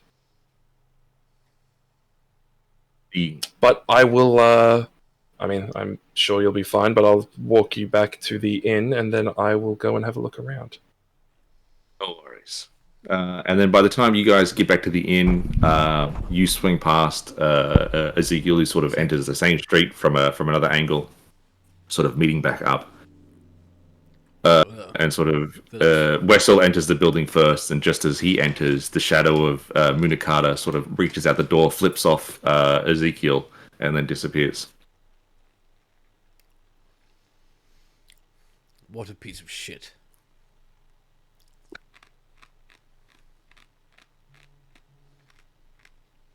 Am I with Finch at the moment then? Yes. Finch, I did a bit of a searching and I did not find anything. But admittedly, to my eyes, this is all weird constructions. I've never seen this before, so I don't really know. Within something within itself, I can't seem to cite it. So I'm unsure of if there is a trap or a secret hidden passageway. Well, that's okay. We're going to try the mines around town. They seem like the next likely spot. Right. So I think we're going to just wait until we're all back together. We'll fill each other in on what we all found, and then we will plan our next move. Right. That sounds good. Are we back at the tavern? Yes. What's the place I'm called? gonna. Sorry, Brendan, I didn't mean to interrupt you there. No, it's okay. I just want to head to the innkeeper, and I will buy. I'll order a drink. And what did you say, Mike? What's the name of this place? Off the top of my head, I don't remember. Give me a second.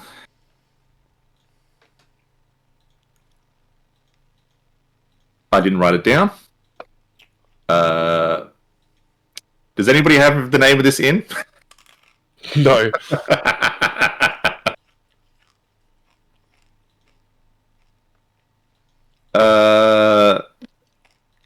Beck, you wouldn't happen to have the name of the inn, would you? Not at all. All right, sweet. All right, retconning. The name of the inn. The new name is going to be called the Silver Lunged. The Silver Lunged. Alright, cool.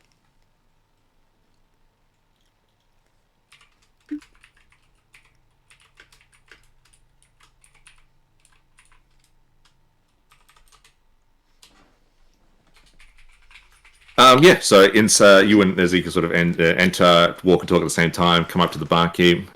Yes, so were you specifically just after a drink, or was your feline friend inquiring as well?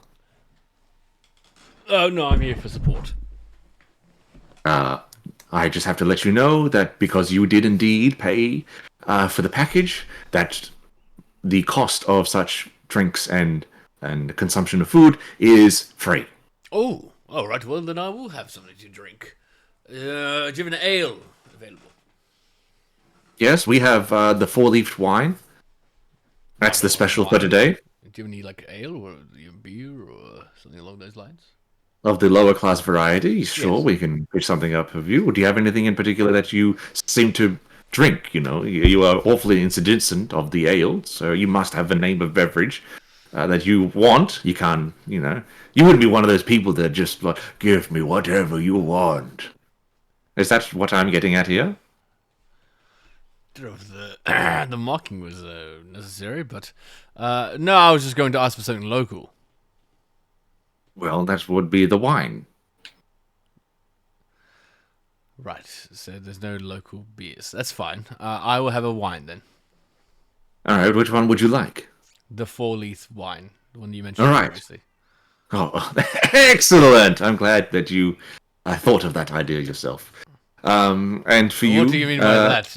No, don't ask him. I need to ask what you mean by that. what do you think I meant by that? Well, it just sounds like you're presuming that I'm an idiot or something. That's the tone I picked up there.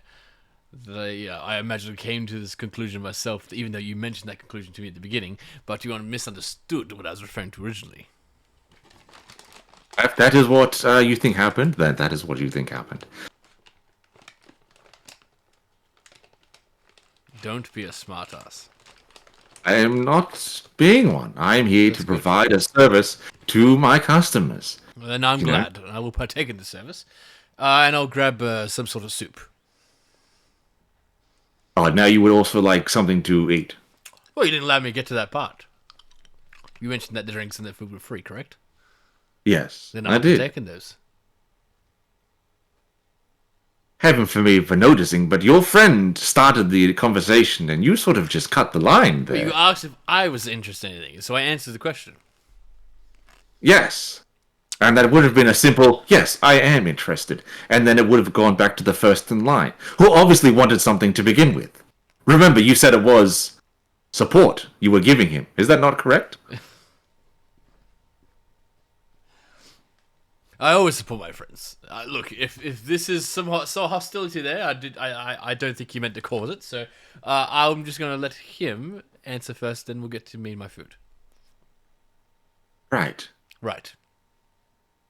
I So- just look at Finch. That out of the way, what are you after specifically? Yeah. Would you have any barley soju? We have that, yes, in quite abundance. It's quite a popular beverage this time of year. Oh well, that's all good by me. I will have a glass of that then, a tall glass. No, that is perfectly fine. It can, would you like it colded or warm? No, I will have it. I will just have it at the temp that it comes out of the tap. Excellent. Now, Ezekiel, Yes. you wanted the four-leaf wine and the soup, correct? Correct. Okay. Please, take a seat, and I will bring you out your items shortly. Thank you.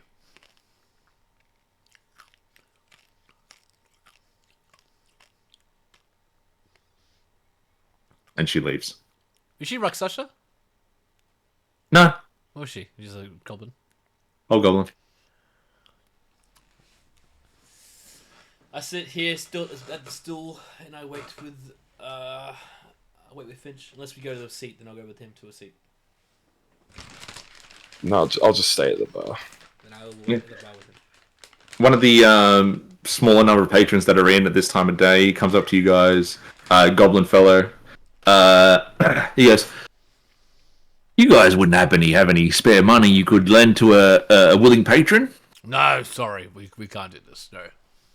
Get me Finch. Well, he doesn't have any money now. Good. I could just look. I've just been recently fired. I just need something, just a little bit of patronage, some sort of help if that's applicable. And if there's anything I could help you guys with, you let me know. You look like you do some work. I'd be more than happy to whatever you need. Do you need your armor polished? Do you need your clothes washed? Your My tools. God, friend, how much are you expecting to borrow? I am just enough to afford a nice meal and a drink. So if you've got at least, please, 5 copper pieces, I'd be more than happy. Can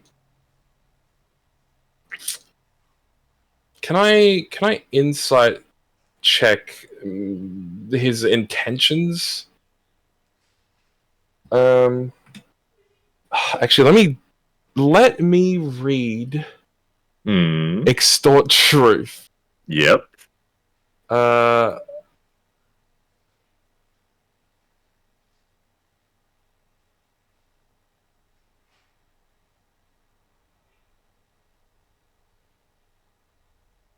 Oh, okay, it knows. Never mind. He knows. I can't subtly put this on. Yeah, in that case, I will just and more so in terms of insight, I'm more so just looking not whether or not he's lying, but I guess whether he has alternative sort of motives. If he's lying about like I'm not really hawking down on him if he's going to spend the fucking the silver on skooma or some shit. Like, I don't give a fuck about that. I'm just there if he's like, if he seems like he has something else, some other purpose in mind. Yeah, all right. Roll for me an insight check. Insight, insight not good. There's always one thing that this doesn't cover. What does this not cover? It does cover insight. Okay, never mind. I will spend my second shrewd investigator point. Hey, and it was a rare actual good roll with this fucking D12. I usually just roll 4 or less. I've not rolled a snake eye on this yet, though. So that is going to make it a little bit better and make it a 22. 22 on the inside. Yes. Sort of as this conversation is going, and then sort of gets shifted to sort of him and Ezekiel trying to talk about what he might do for Ezekiel, whatever he wanted. You're looking over this guy, and just like his words aren't matching his attire. If he has just gotten laid off a job, that job must have been high paying because the clothes he's wearing ain't cheap. They look like fine embroidery. Sell your damn clothes, brother. Why there is you pick up that he is earnest and honest in wanting to do whatever is necessary to work for you guys for money, but the amount he's asking for in regards to what he is wearing, it's not adding up. Like 5 copper should be essentially nothing for this gentleman. If this man was asking for money, it would be within the golds.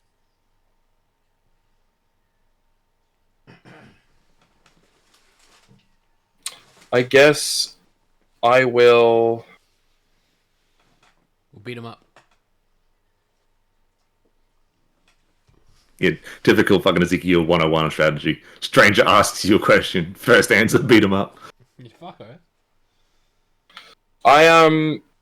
I'll just say, did you forget your wallet, friend? You look, well off enough.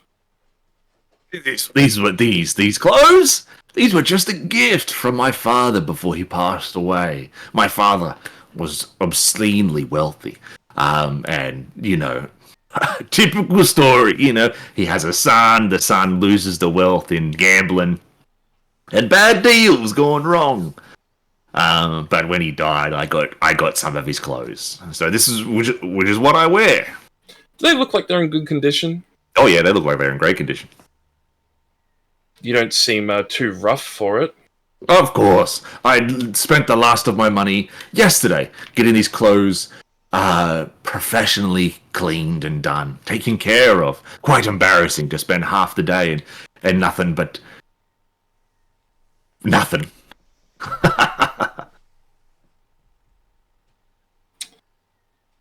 You gentlemen don't look like you're here to be working in the mines. Surely there is a job that you guys are looking for. Maybe someone you want to meet, someone you know. I've been in this town most of my life. Any information that you want, I can provide it for you. Please. I am going to like not ridiculously so, but like quite obviously look him up and down and just sort of say to him, some strange line of questioning. You're not from the Eternal Sun, are you? I don't know what that is. From the Kingdom of the Eternal Sun. Wait, it's called something different now. Fuck. What the fuck is it called? The Domain of the Shattering Sun. I don't have that in my drive. Oh, that's why. I still have the old gem map. Yeah, Universe 1. Yes, let me go grab that one now. Universe 1. Yes. Yeah. Anyway, that's what I say. You're not from the Shattering Sun, are you? Do I look like some sort of religious zealot? Let me tell you, they ain't wearing what I'm wearing. What you could be wearing. You know what I mean? I mean, while that's true, I was not implying that your occupation was being directly religious, merely under their employ. No, I don't work for the Domain of the Shattering Sun. I don't believe in their cause.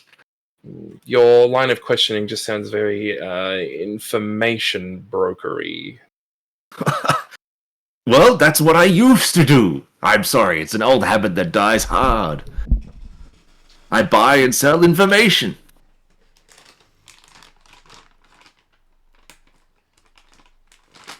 No job is secure forever.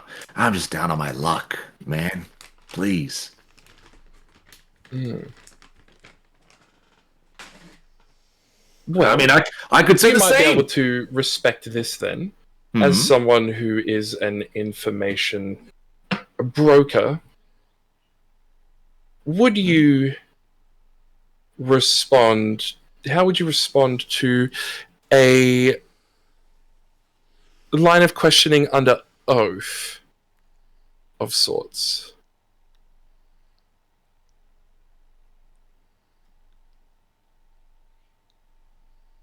I don't see what the problem is. Sure, why not?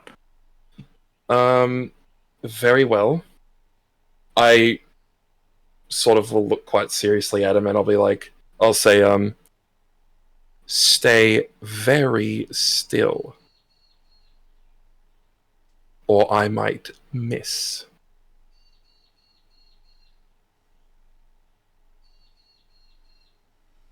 And he stands still.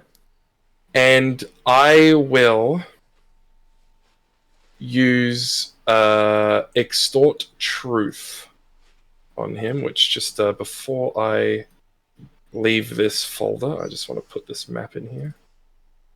It is a good map, and I should like to have it. Extort truth. On a fucking unrelated note, you should play Final Fantasy VI. Finishing upload. Thank you. Finishing upload. So, whether or not... I do not believe this matters whether or not the creature is actually willing. Let me double check, though.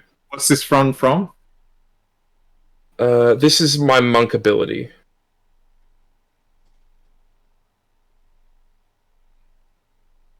Yeah, it doesn't really say anything about willing creatures not having to make a check.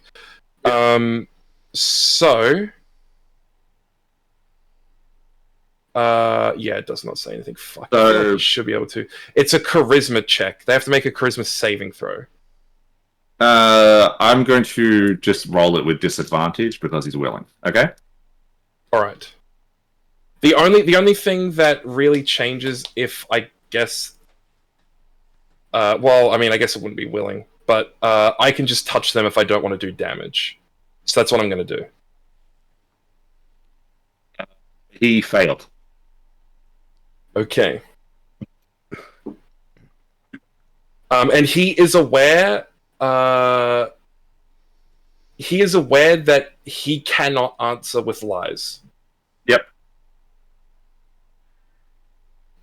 So he has the ability to dodge trying to answer with a lie. Like a zone of truth. Yeah, like a zone of truth. Like, yeah, he doesn't have to say a lie. He can skirt around it if he wants to. All right. It doesn't make him tell the truth. Let's go. Extort truth is not quite the right word for it. It's more so just prevent lies. And I will say, do you really want me to give you 5 copper pieces so that you can buy a drink? Yes, I do really want you to give me 5 copper pieces so that I may purchase a drink. And when I give you this 5 copper, these 5 copper pieces, that doesn't open some sort of a window for you, does it? What window would that be?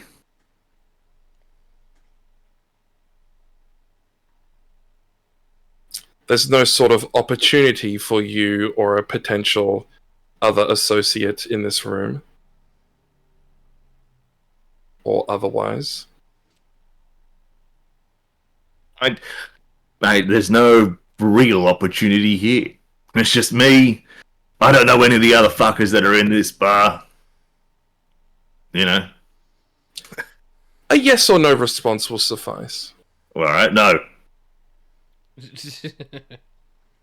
No what? Alright, so do you want a yes or no response? Or do you want yes or no response with additional answers? No master? Is that what you want? You're just some freaky foreplay, mate. Yes or no? My giving you these 5 bronze pieces will or will not open up some sort of window of opportunity for you or some other associate, near or otherwise. You didn't say anything about bronze. I asked for copper. Did I say bronze? I thought I said copper. Oh, I did say bronze. I kept fucking it up because copper is bronze to me.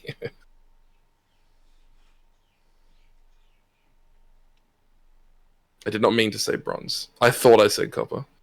Well, in that case, no.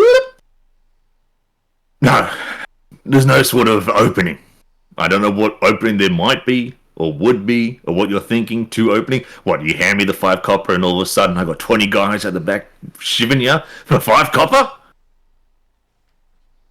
Do I want blood on this? I don't think so. The color commentary is not necessary. I will say. And is there any particular reason that you have chosen to talk to me out of everyone else here? Mate, I've already asked everybody else. And I spoke to you because I overheard the conversation that your Leona friend here is fucking broke. You know, don't ask another poor man for money. He ain't got none.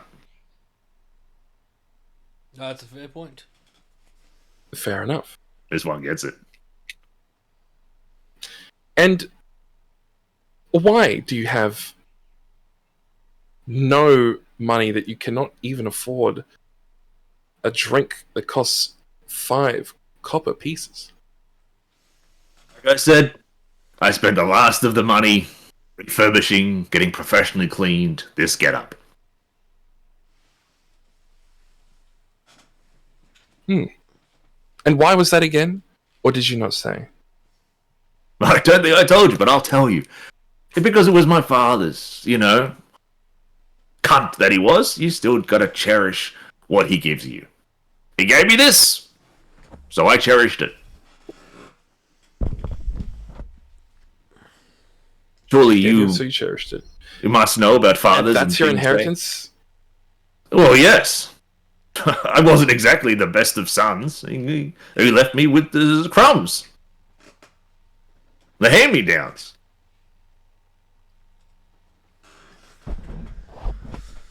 Okay, so what is the reason you're wearing it? What else am I gonna wear? Your father is from a well-off family. Yeah.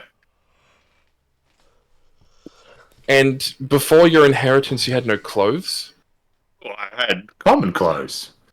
But if I'm going to be given wealthy clothing, Well, okay, so I guess to narrow down a little bit on the exact question I'm asking, why did you feel the need to spend all of your money to clean clothes you didn't need to wear, and in fact would be expensive for you to wear? Because they were dirty. What? Why not just keep them for later? You know. Where's the rest of your family, friend? The rest of my family's here in Chongjin, of course. You don't live with them? God knows I don't.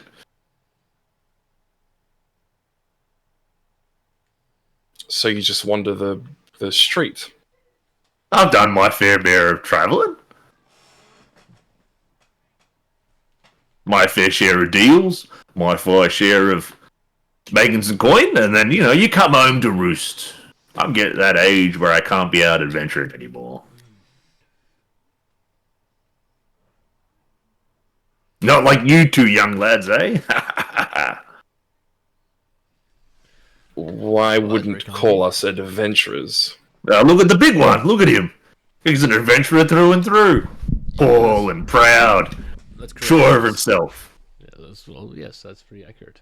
Look at the pride he carries himself with. I am all but envious and jealous of what I see before me. Well, it's very nice of you, mate. I take care of myself and pride of myself. I see it, and I acknowledge it. And I don't know you, but I am proud of you. And you're saying that without even any guarantee of money from me, so I really appreciate that. Sounds like it's genuine. That's it. That's how you know it's genuine. I did it for free. You're proud of him? Yes. Who did you say you were again, friend? Forgive me. I should have spoken first with my name for introductions. I know your names. How rude of me it is to not introduce myself as well.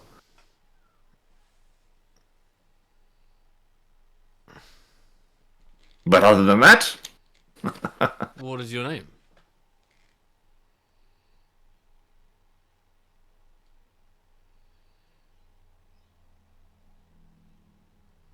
That's an excellent question. Yeah, answer it. My apologies. I'm feeling lightheaded all of a sudden. My name is... Well, of course, it's... You look like me, mate, when I'm trying to break into this place and have a fake name, and I can't think of anything. Is that what you do? You break into places? No, but I have. Are you a before. criminal? No, I'm not, but I have before. Nothing. Is that what you're doing here in Chongjin? You're breaking into houses? No, not at all. Not at all. My lord. Holy shit. Not at all. You're a criminal. Well, I'm talking about back in my younger years. I'm not proud of you anymore. I can't believe I'm associating myself with a criminal. Well, I'm not a criminal. I would hardly say you're having a conversation at a bar. Well, I know where I am, but it's who I'm speaking with. A known Well, you're an criminal. associate. Well, I didn't say we were associates. We are not but strangers. And the Barely stranger, qualifies acquaintances. the stranger before me, with which I was once proud of his demeanor, am now knowing that he is a criminal who would break into houses and give fake names. No, this is in my younger years. It's part of my trials. Younger years? You look like you could have been doing it 2 years ago. Well, when I say younger years, I mean about 10 years ago, when I was in my early teens. Okay. So, you know. I've Let us not many times. let's not let this distract us from the fact that you cannot answer who you are.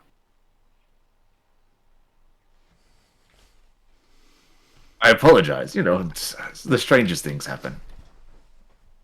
You have a father, you're from a wealthy family, your family lives in this town. Yes, yes. All things Hardly seems like the most private environment to withhold your name. No, I was just knocked on the head before, and my mind is sore.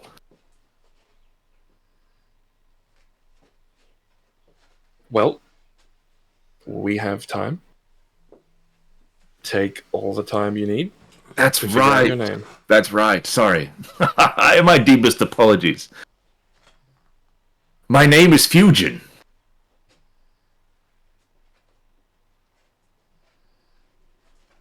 Fusion.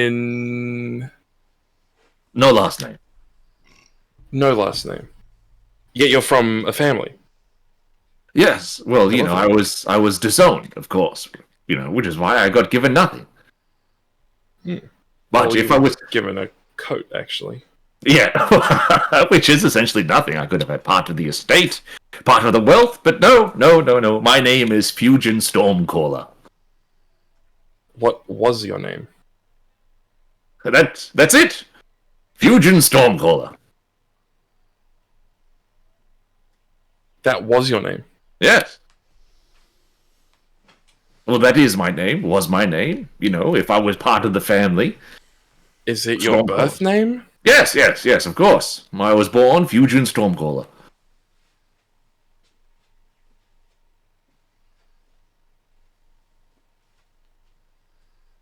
Okay, Fusion Stormcaller. Why were you hit on the head?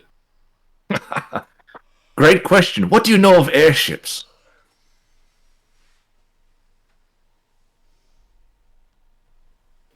Not a lot. Ah, unfortunate. That was my line of work.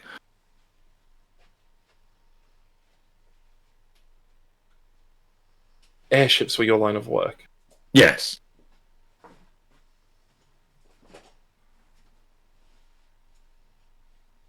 Okay. Have you ever been on one? It's quite a fabulous thing. Yes, I've been on one. I need you to make a wisdom saving throw.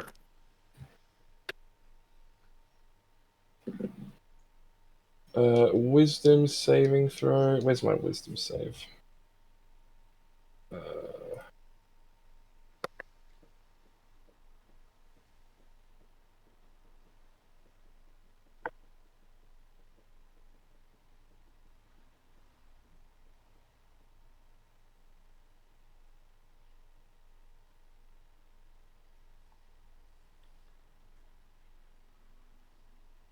Ooh, okay. That's not that hot, honestly. You know what? I'm gonna get real fucky with this. Let me check the gems. Oh no, that doesn't help me.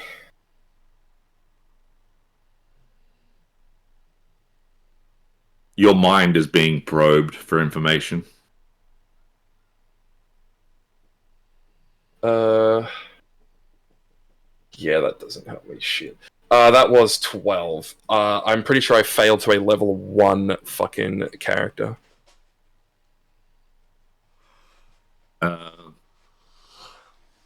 Sweet. That's good. You are aware that he is probing your thoughts. I am aware that he's probing my thoughts. Yep. Then I don't want to make like a threatening move, but I want to make like a jolt, as if like I noticed the minute it started, and then just stand up out of my chair. Make an intimidation check. Oh, charisma? Shit. Fucking old mate does not have phenomenal charisma. Either way, Timmy? during this brief... Oh, 13. Just 13. He's going to... It's a flat roll. He has 10 car. He does not have 10 car. He goes, sorry. The connection, you feel that the probing stop.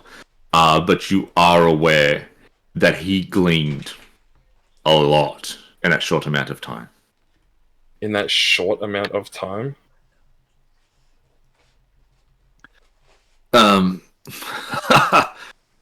So,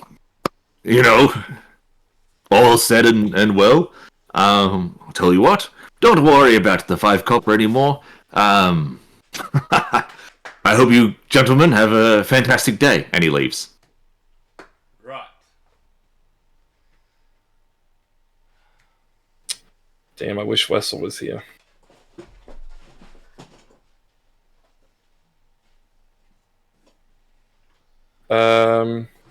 Before you guys are then tapped on your shoulders, you turn around, the barkeep hands you your soup and drink and your drink. Beautiful. I say thank you, and I get into it.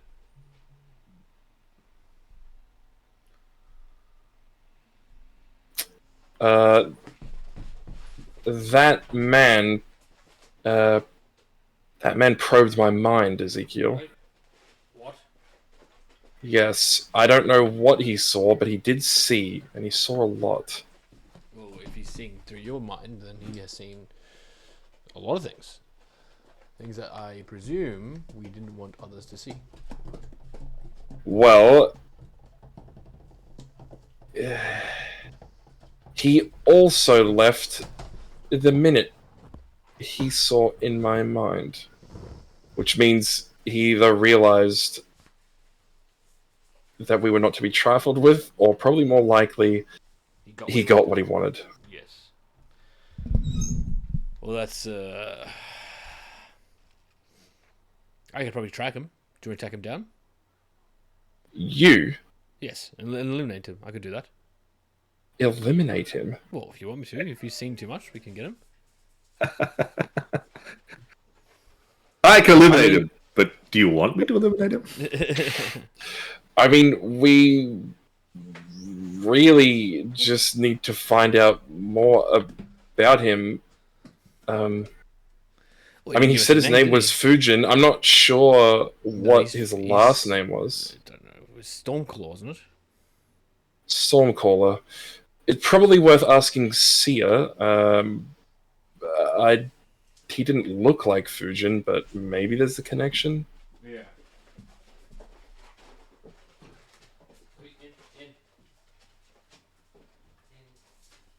Inside the room. Come on, in.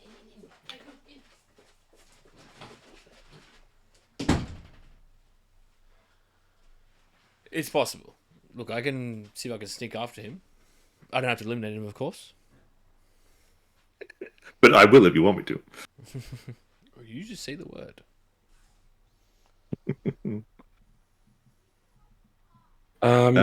We really only need to keep an eye on him.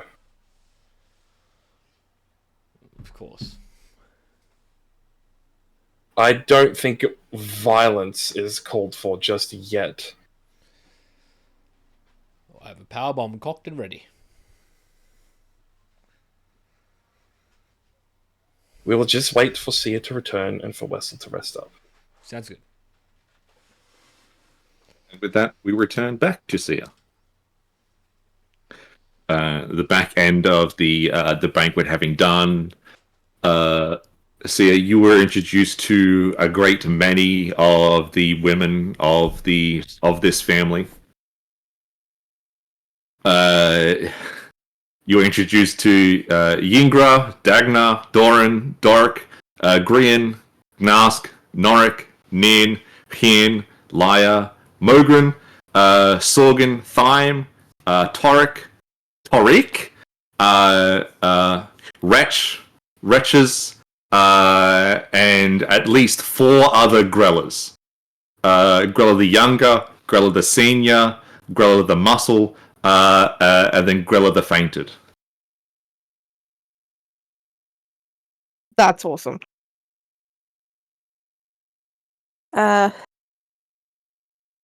Suppose after the banquet and going through stories, I'd like to go back to Grell and just talk a bit more with some.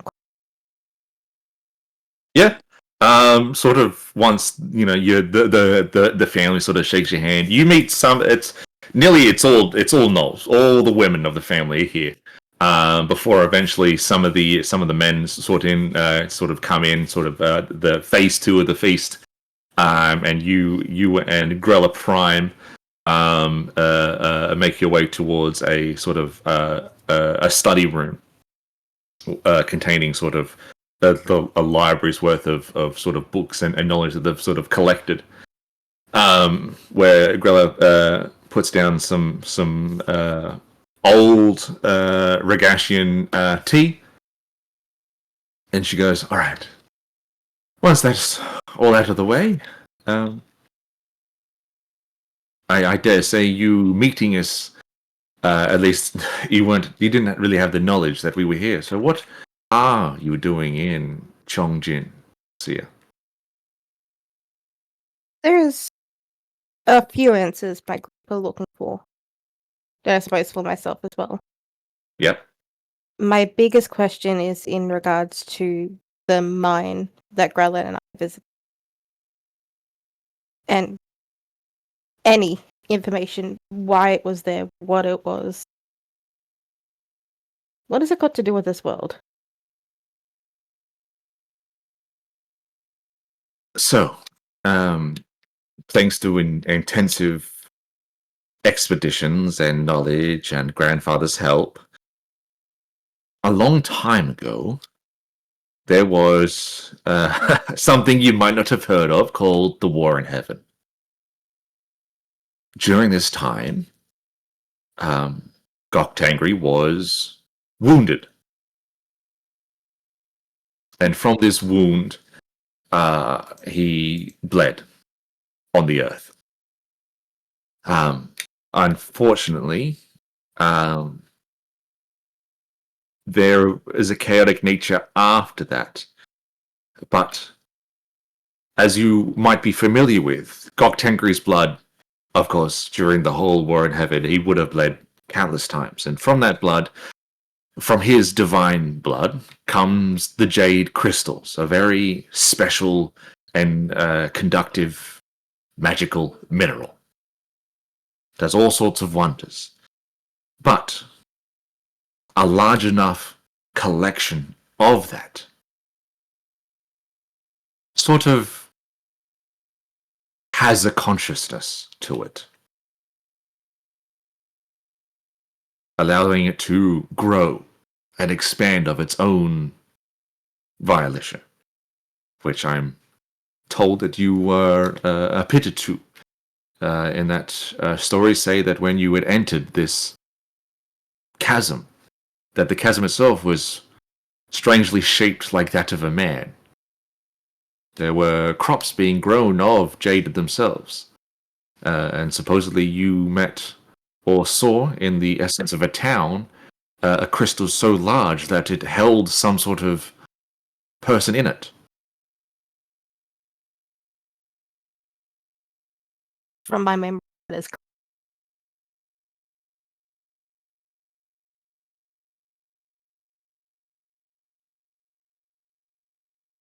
Fortunately and unfortunately, that chasm is now just a regular chasm. There are no longer any buildings or previously what has been told was in there. No crops, no cultish activity. Due to that, the sort of connecting portal opening up or splitting open and freeing a bunch of things, we, over the years, have done expeditions to go in there and cleanse it. With grandfather's help, of course, we were able to destroy much and any of the jade crystal within, viewing it as a form of too dangerous to be allowed to live. But we believe that the soul within the crystal escaped with this goblin fellow. And with that escape, he is on some form of mission to collect the essence of Goktengri, these warlord gems.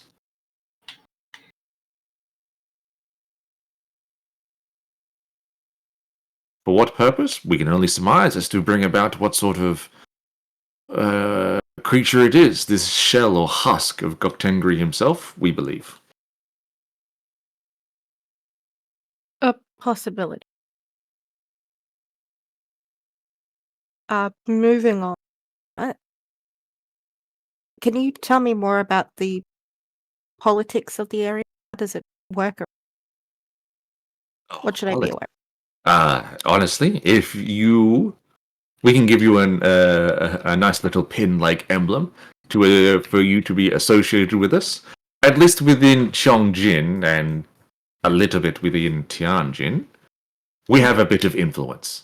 One might expect from having a family that's been alive and strong for over, as long as we have. So for the most part, you will be left alone, and if you have any issues, say with the company's security, you have an out. Is that why a lot of people kept their distance? Yes. Publicly, we maintain a strong, aggressive-like persona. But behind the scenes, we help out the best we can. It's not really public knowledge. We do it through a number of shadowy groups to help finance and feed those who are less fortunate, those who can't get jobs and so forth. We take care of families who have suffered due to financial collapse or the death of a loved one. We help those. Chongjin is very much our home, and we will continue to make sure it is looked after to the best of our abilities, regardless to what others may deem it as. Right. And what are the runes on the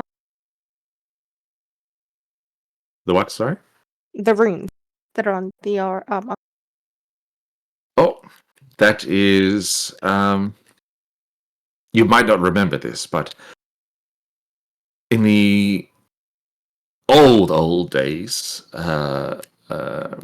before you and Grella got together, she was part of a different group, and when we sussed out sort of, where you let that family know, hey, your daughter has passed away.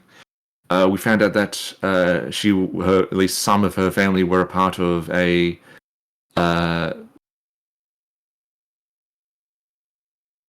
on nicer terms, they were mage hunters. So while we were over there delivering bad news, we picked up a couple of things, as well as scrolls and books from the homeland to bring back. And upon one of those is a set of training to deal with enemy mages, or those with the ability to cast spells.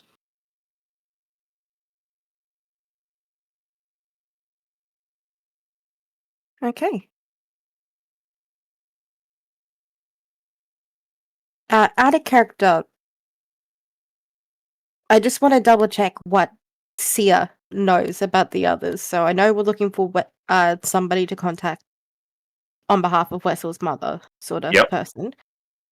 I know that Finch is looking for someone as well. I can't remember his name. And thirdly, I do want to know whether or not Sierra knows about the third daughter. I can't remember. So, you are aware that for Wessel in particular, you are after a crowned member. Yep. You know what he looks like, vaguely what he looks like, but you don't know his name. Just that he's a member of the Eight Crowned. Whether or not any additional information around that, any connecting points, you have no idea. Just that he is part of a group called the Eight Crowned. Mhm. And that he is within Chongjin, and that you are aware that he always has golem protection. In regards to the sort of bigger group's goal of finding a platinum ring member, you are aware that what he looks like, but you don't know his name. That he's in a wheelchair and that he's elderly.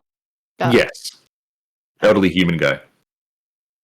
But you don't know his name. You left before Finch sort of recollected memories. Yeah. And in regards to a third daughter, I believe, correct me if I'm wrong, Brandon, that the group is aware of a third daughter and that the third daughter's name is Frigrid. We are aware of a third daughter called Frigrid, yes. All right. I just wanted to double check because I can't remember whether or not you have actively told Sia. I don't remember. I think either. I have. I think in the labyrinth, Yeah, labyrinth. because that was all discovered in the labyrinth. Yeah. It was only So long ago. properly confirmed when you had that conversation with the old mate, like last session before. Right. Well, I mean, I didn't. I also got it corroborated with my vision, but Yeah. that was the first time someone other than my vision or a box told me that Frigrid was someone who existed. Fucking Gok Henry told you. That's right. I don't remember who the conversation was with. It was Gok Henry. In your night vision. So there's that. Is that sort of all you wanted to know? Yes, for now. Buddy, you don't All need right, it. sweet. That's Alright, so moving on, I will bring up the crown member that Wessel is looking for just to see if they know anything about it.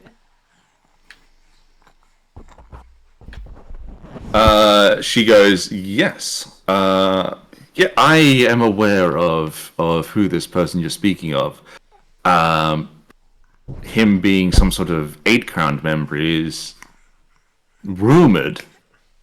But the I only know one gentleman fitting that description. He has recently taken over one of the mines, at least one of the official mines, here within Cheongjin. Do you know the name of that mine? I believe they are changing the name. Me personally, I don't really remember. I think it was something like the Iron Lung or the Iron Talon or the Iron something. And Iron was in the name. It's that mine has been changing names at least once a month. Every time the owner of it declares some form of bankruptcy, they have to change the name. I believe our team are also looking for a platinum ring member. Apparently, he is an elderly human in a wheelchair. Oh, yes, we know of Yoriko. He is my great-great-grandfather. Well, that's good to know. He is should be at least today, tomorrow, and the day after dealing with the changing over of the mine's ownership. So if you want to find him, he should still be, or at the very least, living next to or near the mines and the factories within. That is very helpful. I'll pass that on to the others. No, we are all but at your service. We are all, of course, independent, but we are more than happy to help in any endeavors you have by. And then Another. Sorry. she reaches over, sort of from behind you, and pulls over and shows to you a sealed scroll. Mhm. And it is a very old-looking scroll.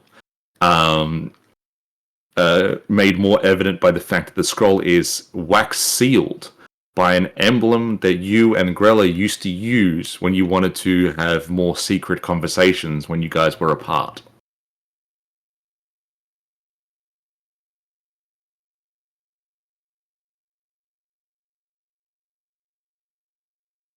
And that now. She sort of goes to give it to you, and she goes, "This is something for you to read." One of her last sort of messages for the family or for you. She left. We don't know what it is. Only that she said that when you would read it, it would help in whatever it is your future foretold. Then I guess I will read that first. Just do not let me forget that I do intend to ask whether they know anything about a deity that was seen at the big show. No worries. You open it, and the scroll, you feel like it would when it starts to pop open, you hear like an arcane sizzle, like something burning, but not. You don't get a sense that danger to it, and then as the scroll opens, it continues to unravel and open, and it doesn't reveal any words. It just reveals an image of you dressed in very formal high priest attire. Behind you is a being, a lady in white, pure, blinding, with a sort of halo above her head, and her left hand sort of on your shoulder, and sort of at the front of you is warriors lined from left to right on this parchment, and all the warriors are gnolls.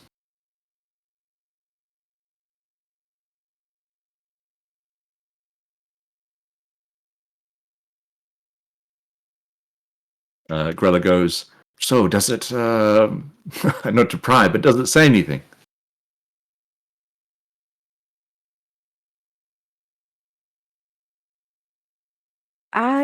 It's more of an image, I suppose.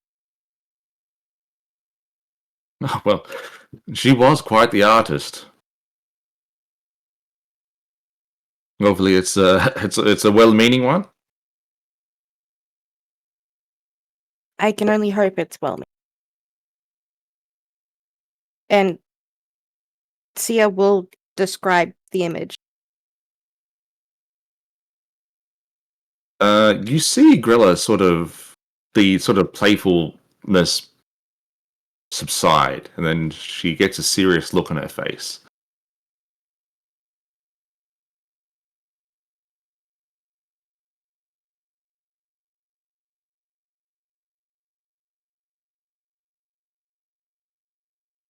Grandfather has always said that our family dynasty, our legacy, no matter how hard we push for the now, it is only when you arrive, bringing upon a new age, that our family will ascend to a greater path.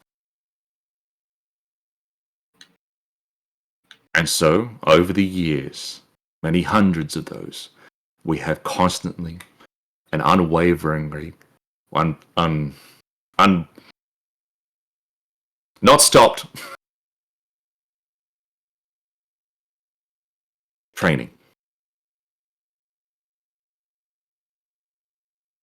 Everything we do is for a preparation of some outcome. In service of you for this figure in white, we will be your swords, Sia.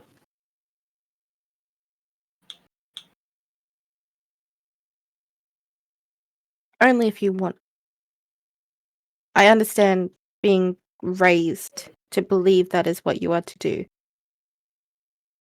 But I can't force someone doing so. Of course. And for sure, I will run it by the rest of the family. But I very much believe that we will be all ready and waiting for your call, for anything that needs to be done.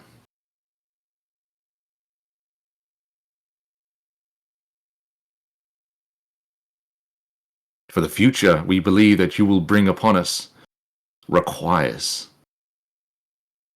a strong arm with strong will. It will require people that know of loyalty. And you will find, Sia, none more loyal than us. Unwaveringly, unquestionable. In that case, Sia will take a moment to write up some material for the worship of Vina and Kishota. Again, reiterate, this is not to be enforced, but if people would like and want to believe. There's no She is more than happy. Yeah, so I'll pass that to her. And in that sense, Sia will ask about the deity, or at least the statue that she saw, if they know anything about. So are we talking about the statue on the ship of the human woman? Yes. Grella will go, unfortunately, I have no idea as of right now. It doesn't sound like any deity that we are aware of. At least not on this continent. Maybe one of the others, but if it's a deity from another continent, or from across the vast ocean, what sort of significance would it have with us or here? A human one isn't rare. There are other human deities out there. The humans have stretched far, like a locust-like plague. But I will endeavor to inquire about it. And unfortunately, my questions don't stop there. No, I am happy to answer. Please. I would. This is, of course, also very unlikely. But what information does this family know about Goktengri's children? Well, I am going to assume there are things that you know that the common person doesn't. We are lucky in having grandfather with us, for he is knowledgeable, or was knowledgeable, for a great many things. He believed that Goktengri had kids, that he had wives. More so, proven, I wouldn't say proven right, but in Grella's mad ravenings, she mentioned that of having a wife or two with kids with them. And so we looked. There has never been any sort of official recognition of Goktengri having any sort of wife or child. Unfortunately, we've never been able to gain access to the only place where we think that sort of information would be available. That would be at the Fortress of Heaven. At the center, next to the tree, where the church, the real hardline believers would keep. And if there was information, it would be there. And then finally, again, it may be unlikely that you would know anything, but Thea will describe the ship's souls and essentially the mission it has. In the sense of if they have potentially any additional information that might help, even just point in the right direction.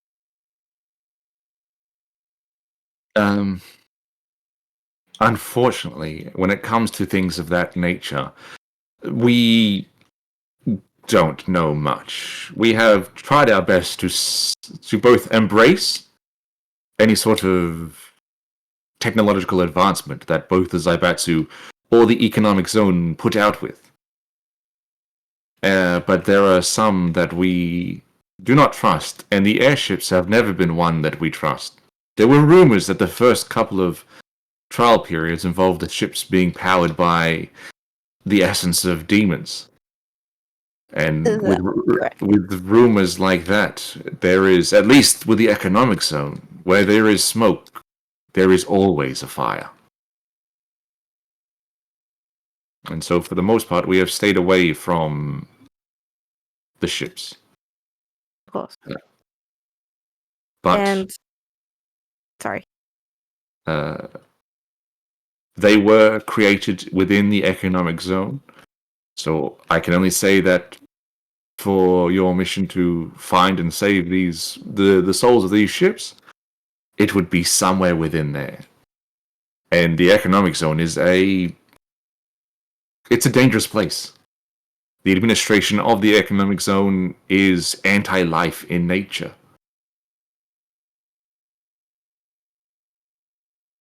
I'll keep that in mind. I suppose that's all of my questions, but I'm happy to answer that any you might have. I might have, but first I will foresee about seeing any sort of questions that I haven't been able to answer. I will search for answers if there are any.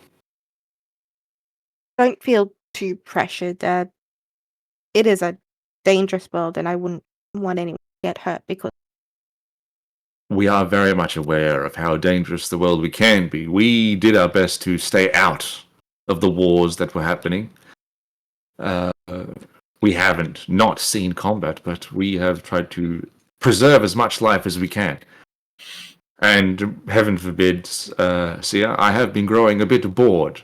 The older I have been getting, the more I've been delegating to the younger ones, and as such, I have more free time on my paws than I've ever needed. I am more than happy to help, knowing that I have the choice whether to do so. okay. In that case, I should probably be heading back and talk to the others, see what they're up to. As far as I'm aware, we'll be staying in the same place for the next. No, that is fine. And with that, she sort of steps up, moves over to one of the desks, pulls a drawer, pulls out. How many are in your party again? In town, there's 5 of us.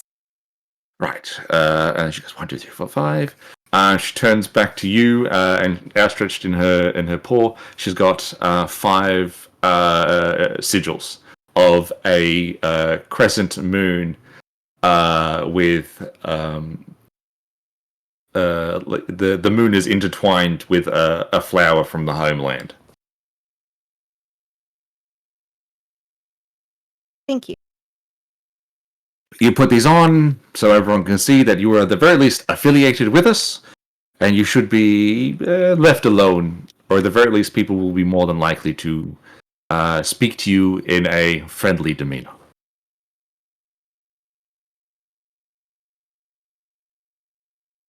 Thank you. Very well. And let us make our way. She leads you back past through the house, outside, where awaiting you is those 2 gnolls from before, dressed in half plate with those runes. They give you a nod and they escort you back towards the inn.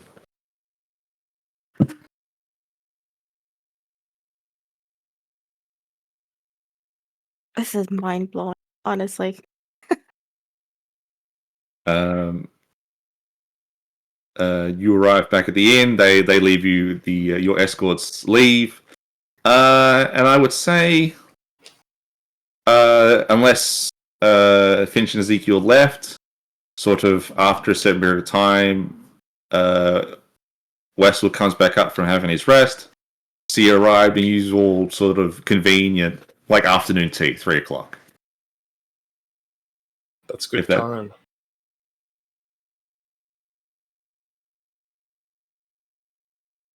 Right.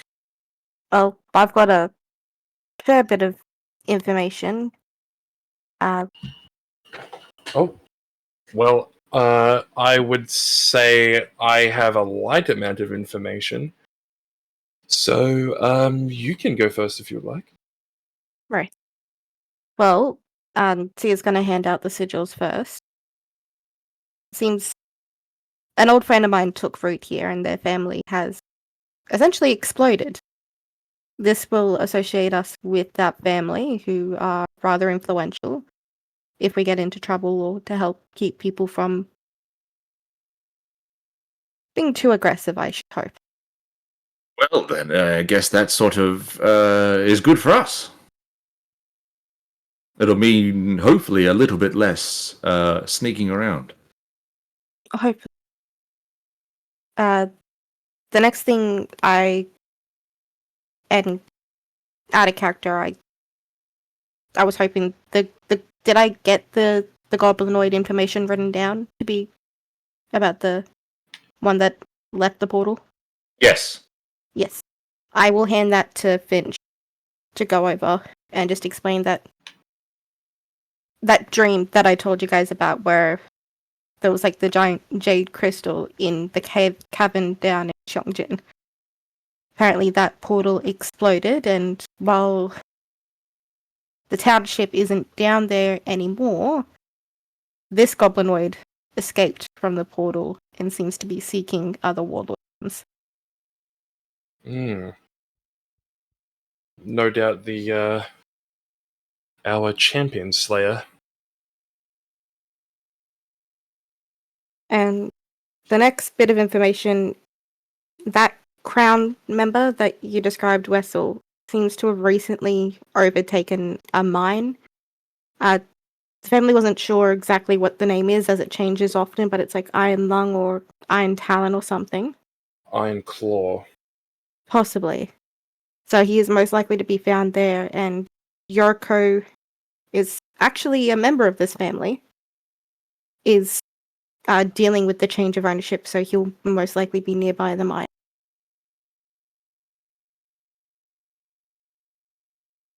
Well, that's Alright, good. One singular destination to basically all of our goals. But that would also explain not so much explain, but from Finch's vision and talks of if there's going to be held somewhere, maybe there was a disagreement with the plans for ownership change, and my guy put your guy in prison, Finch.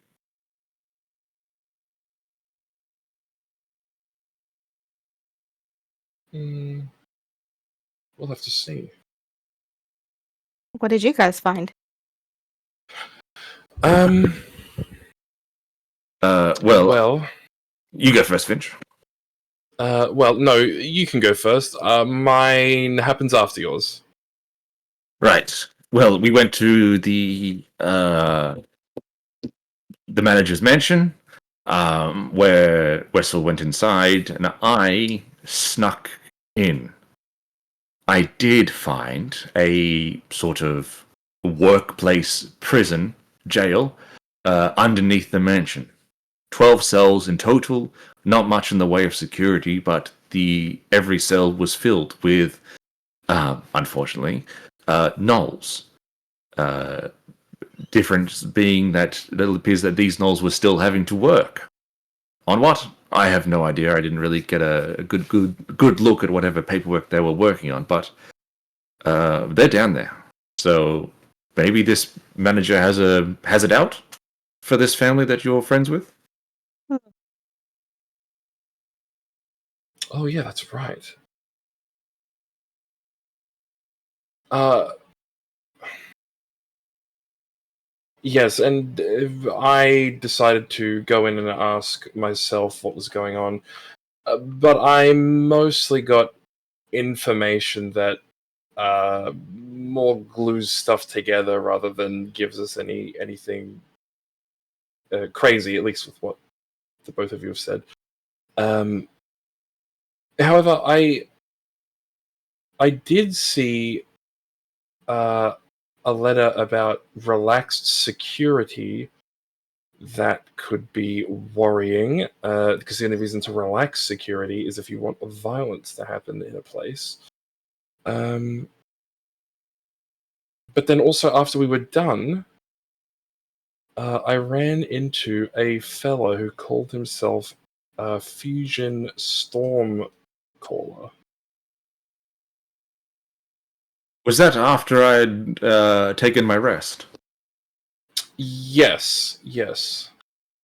And I had used a technique that forced him to, well, not tell the truth, but is simply unable to, more a zone of truth, really.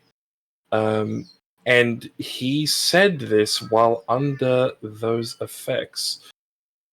So I can only assume that in some way that is true, that he is Fusion Stormcaller. I just wanted to bring it up because I wasn't actually sure what our Fusion's last name was, or who these Stormcallers are, because they appear to be some sort of prevalent family in town. As far as I'm aware, both Rajan and Fusion were from the local orphanage back in the city. I'm not sure if they have a surname. Do you want to roll for me a history check, Beck? Oh, that rolled up a natural 20. God damn it.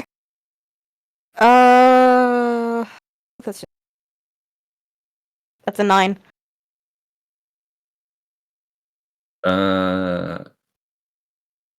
No, you don't have any recollection of Raijin and Fusion's sort of pre-Yinchuan history.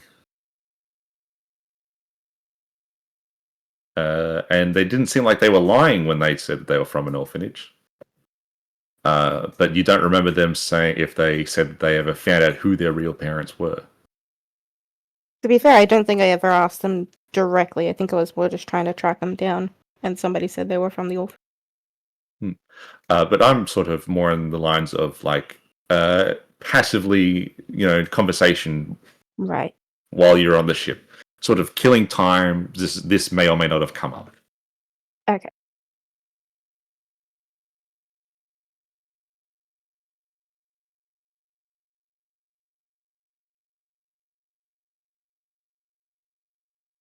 Sorry. So we suss out this mine. See that my guys, Morohada's there. Check out if Yoriko's there. Seems the best way to go about it, but did you say? Did you guys mention whether Yoriko was in a cell? We didn't. Wessel guessed that. We don't really know that, but he did say. Okay. If he is in a cell, then potentially going in without the sigils to start off with might be the better option, as Yoriko is part of the family, so that they wouldn't view us negatively at first, I guess, if I'm making a sense. So if we are connected with him, familial ties, or at least part of the quote unquote family, and something has happened to him, I mean, they must know that he is also part of the township's, most influential family. Like, would that not raise questions if things happen to him? But I am concerned with that letter about lax security, that violence might have happened, or at the very least, if we start questioning, we might run into it. That is sort of my thoughts as well. By openly being with the family, I'm saying probably be more likely to be aggressive to us right away as opposed to just being on guard at first. We could go in there looking for work, apparently.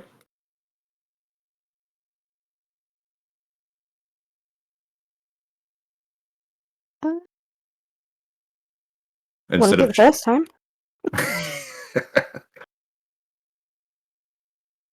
It's not going to be hard to find the mine itself. It's just how are we going to get to the places within it for the information we need, really.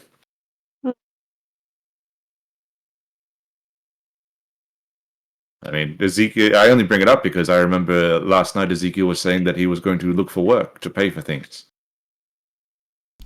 Yes, I woke and I thought about it more, and I thought, well, yes, getting some own money would be important, but I thought if we've got a common goal of trying to find somebody, then I would be the best person to help it. Please stop, child.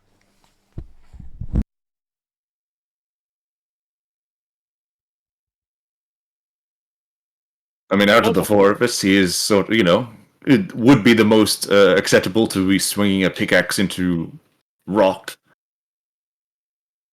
So I think if we send Ezekiel in, as if he's looking for work, they take him. While he's down there, he can look around. That could work. At least in the open. Me and Finch could sneak through it.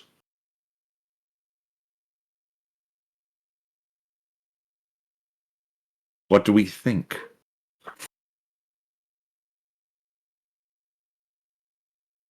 I personally don't have any better ideas.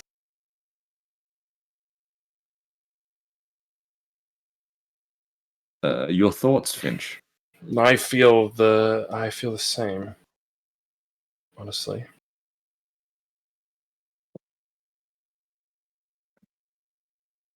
And I guess if things do go wrong, we have, at the very least through Sia, a powerful family connection. So calling for help would not be hard. On the positive side, it is a family of warriors. I guess that's handy in the back pocket.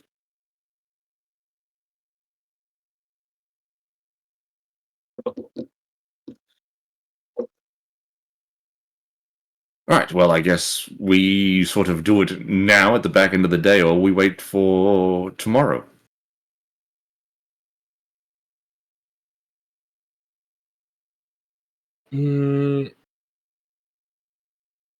Does anyone feel like they need to rest before we go in? I've had mine. I'm feeling much better now. I just my issue. The odd fellow was screaming quite a bit, and it took a lot out of me. But I'm fine now to have a look.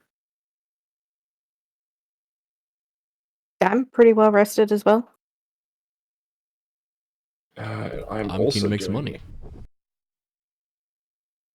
All right.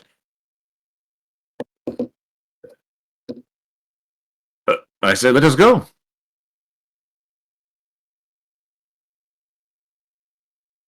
Cool. And I guess with that, you guys get situated, and then you head towards the industrial and then the mining district. Do we know where this mine is, or are we scouting it out? You know where the mines are. You come past them on your way into town. It'll be once you're inside and past sort of the factory works and into where the beginnings of the mines are, where you'll have to find the specific mine you're after. So I say that you guys can get to there. For the most part, if you're wearing your insignias, no one really gives you a sort of a look, or nobody really questions why you're walking through certain areas on your way towards there.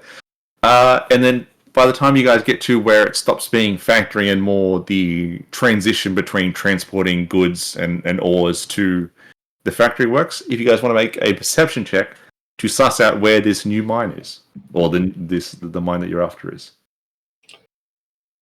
14. 26 from me. 6 from me.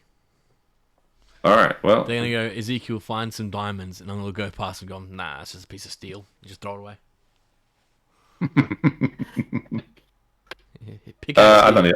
and hit a I don't fucking need it. water pipe. I'm gonna get Yeah, fired this the is- first day and not get any money. I'll probably have to owe them, actually. I'll be in debt to the mining company. It wouldn't be the first time, Well, it would be the first time I've ever been in debt to a mining company before. but you've been in debt before. Yes. Well, not financial debt.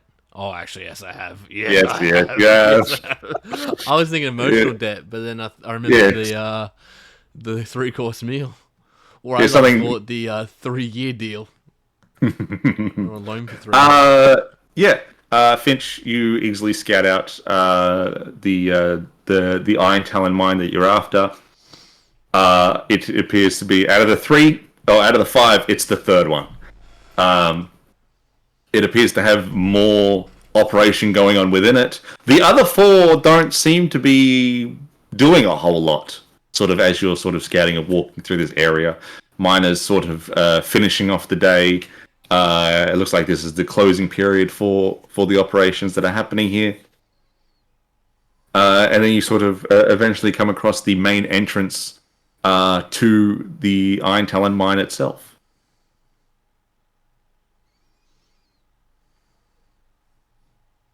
There are there no... gonna be any issues? Doesn't appear to be any sort of checkpoint or any sort of halt. Let me see your gear at the front of at the entrance to it. But sort of wandering around, you do see there are corporate enforcers wearing the insignia of the Iron Talon mine, which is a very hastily drawn brick of iron ore with sort of a very shoddily drawn bird's claw on either end. It's really bad. Definitely looks like a rush job. A rush job.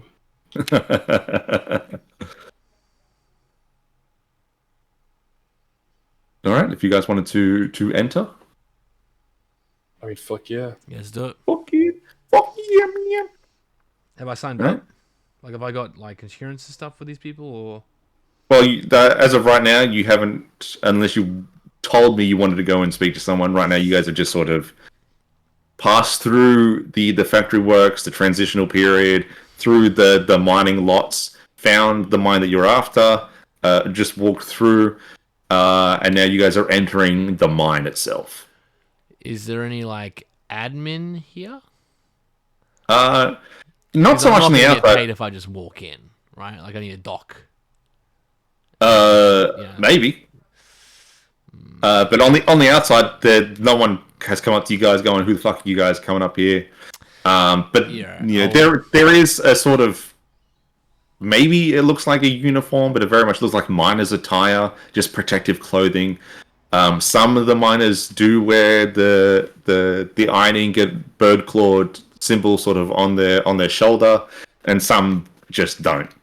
And it's not I'll sort claim of post tax. It'll be fine. yeah. You guys enter the mine itself, and then it opens up into like a small like wooden shacked town within the mine itself. Maybe 10 to 12 buildings, shoddily made, very much looking like offices of some kind. You see miners exiting from further deeper into the mine, all lit up by torches and letting spread throughout. They enter these buildings, and when they leave, they've got a piece of paper in their hand. You see someone sort of open the folded paper, and in it, you see paper yuan. Maybe you want. All right, cool.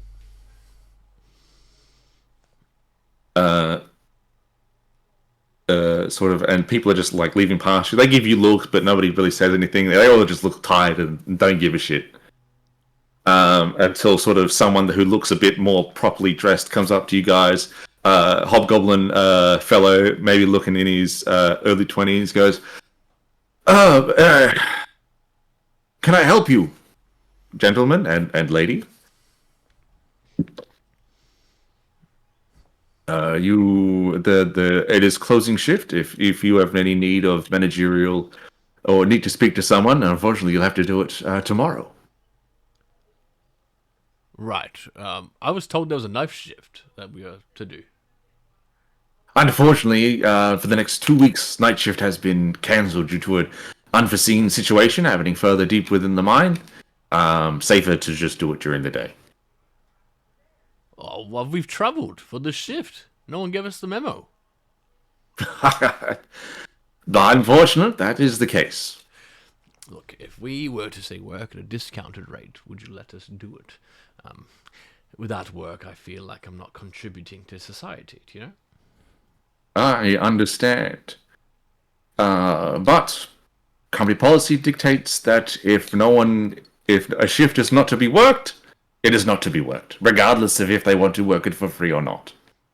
I've heard though that sort of is going to be is looking to be removed with the next transfers of mine ownership, which will be in the next couple of days. So if you stick around and wait, you'll be able to work. Pennies on the dollar. Mine now. I haven't spoke to this person. And I dare say you never will. I don't know who you think you are, but if you're not getting paid... What? Have you met them? Of course. Who are they? None of your concern. Well, You don't get paid what I get paid, and as such, you don't get awarded that section of information. well, that's okay. When you manage a mine yourself, you too can speak to the people that buy it. Until then, get out of here. Right. All right. Well, and I look to the friends and I go,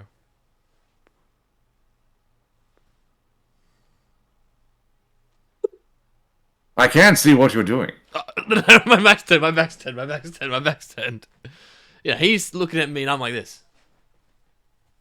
You know what I Yeah, I think he can see that. mean? You can't see that. The heck?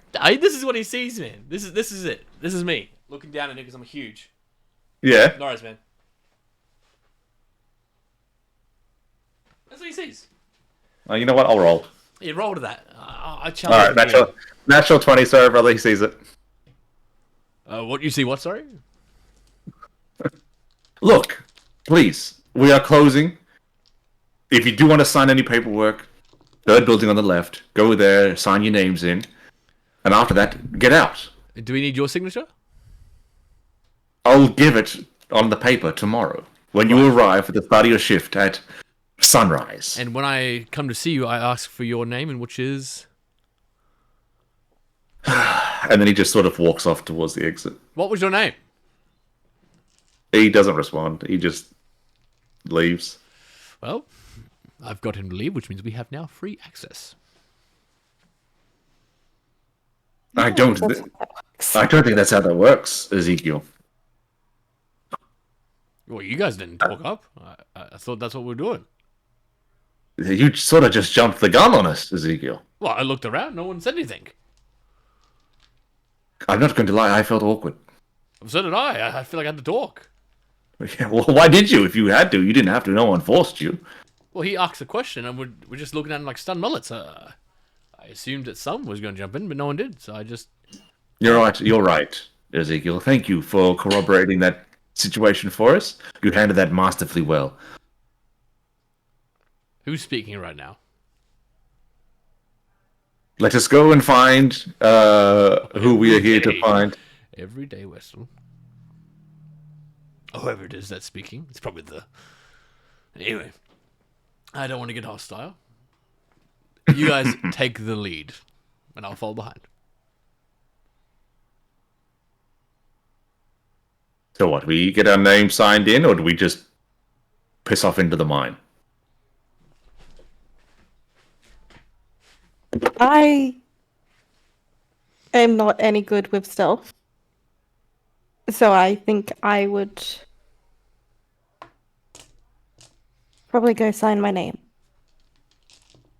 Make it look official. I think for you and Ezekiel, I think that's the right course of action. Well, I mean, yes, they know my face now, and if I walked into the mines and they saw me working the night shift when I wasn't allowed to, they would kick me out. Well, I'm pretty sure they would know all our faces, Ezekiel. It's not like we were all invisible. We stood here, standing, watching you have that conversation. Yeah, well, alright, yes, but, anyway, that's semantics. Let's go sign our names in the morning. He didn't give us his name either. No, I asked for it. Twice. Did you hear that? Yes, Ezekiel, I heard it. He didn't give it. Wasn't very... Yeah, I know, because you weren't really polite with him. You were a little bit rude. How the hell was I rude? Well, you were... It was like, I want to speak to the man who owns the mine now. Come on, Ezekiel.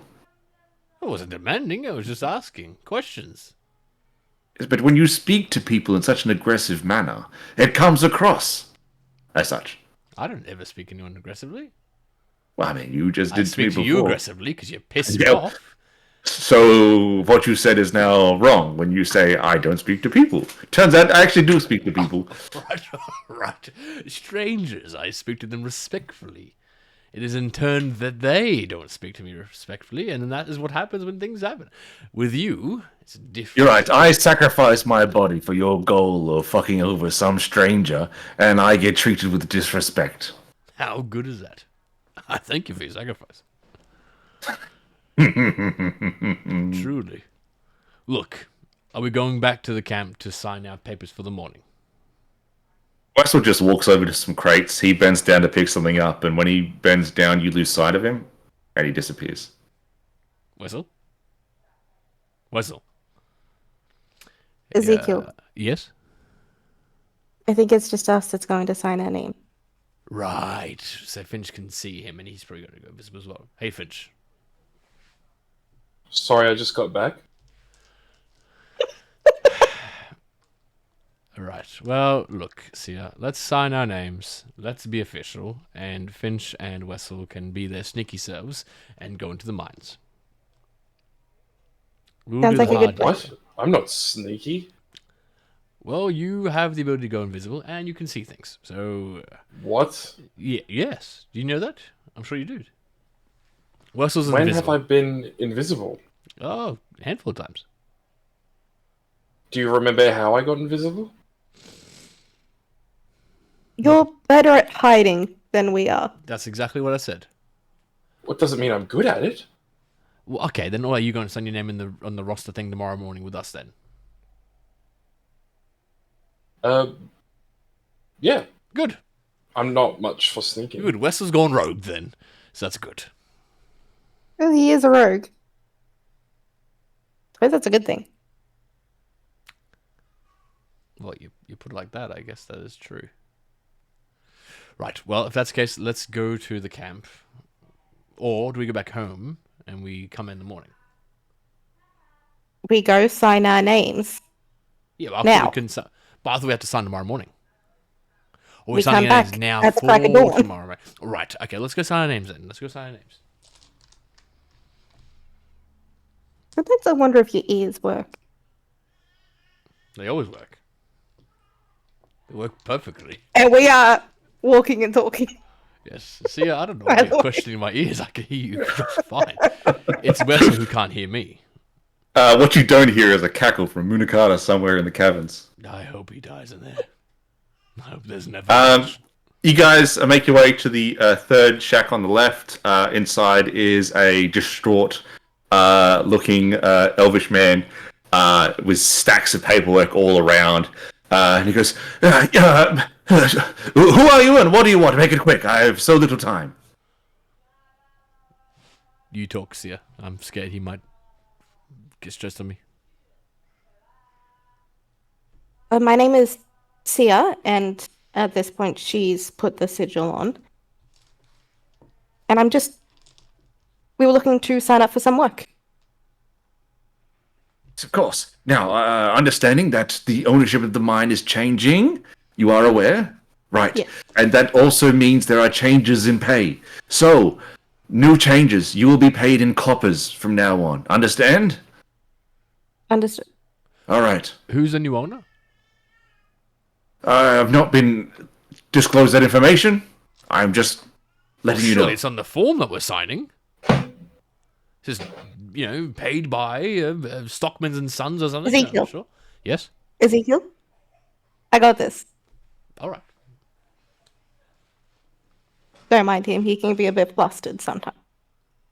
Hey, look, I am drowning in paperwork right now. I've got paperwork for people that haven't turned up in months and weeks, and all of a sudden they're here for their comeuppance of pay. I mean, we can check it for you. I'm pretty good at admin if you'd like. No, I'm good, thank you. Suit yourself. I don't know you. Why would I entrust you with company paperwork? Well, I don't know. You don't seem to be reading it if you don't know who's paying who. Ezekiel?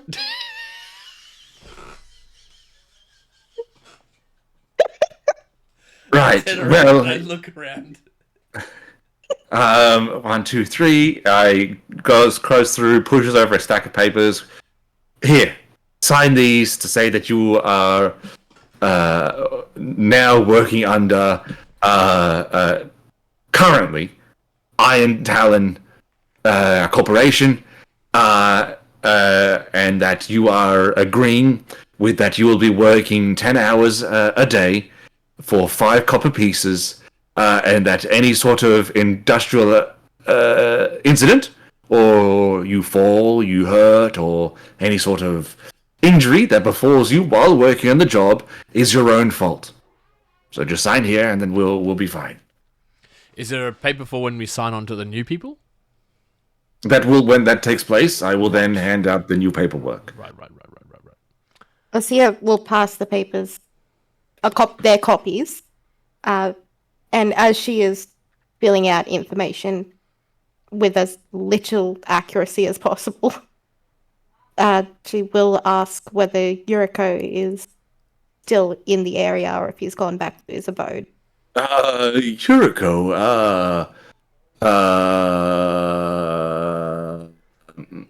yes, he should still be down there.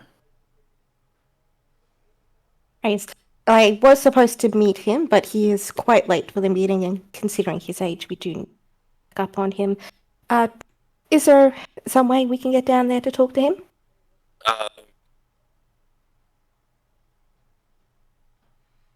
Sure, there is a way down there for which you can talk to him. It's not greatly lit, as far as I'm aware of. He will be within the antechamber, a central node further down the mine.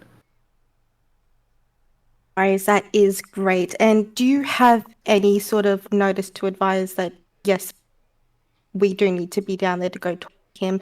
We've just already been turned away, and we don't want to call paperwork, of course. You don't want more paperwork, do you? Of course.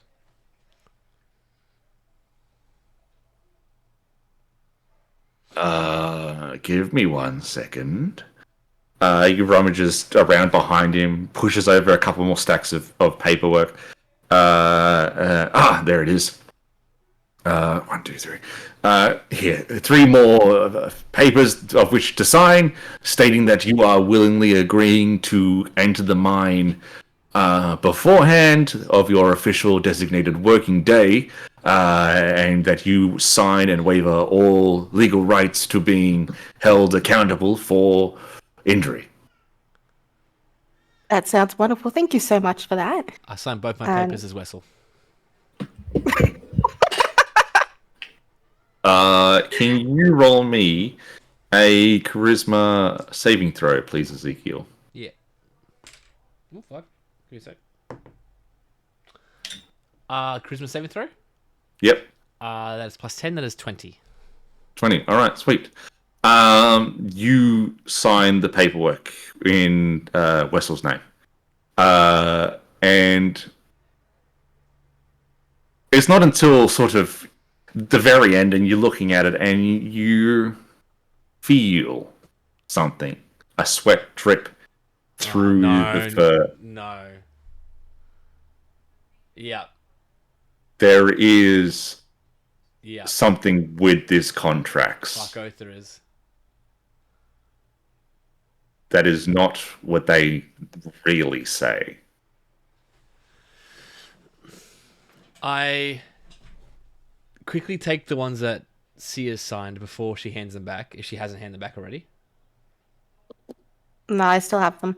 I go, oh, give me a second. And I like look at them and I want to try and see if I can figure this out. Roll for me an investigation check. Okay. Oh, you fucking... 3. Please roll a 1. I can see the wall bullet over my eyes.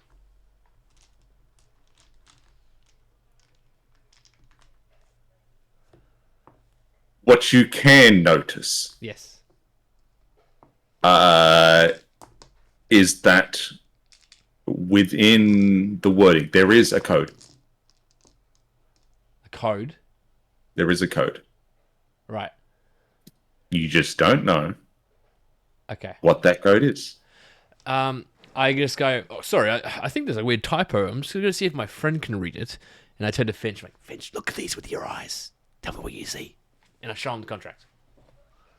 And Sia will try to keep up a conversation. Finch, have you already signed the papers given to you?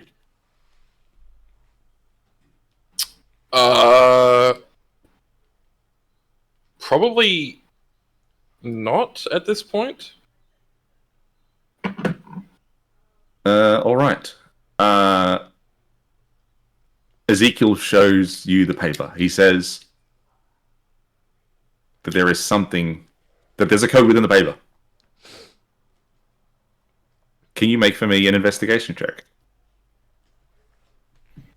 I can indeedy. You good at these, Finch? Oh, that was a low roll. Yeah, it's about 32.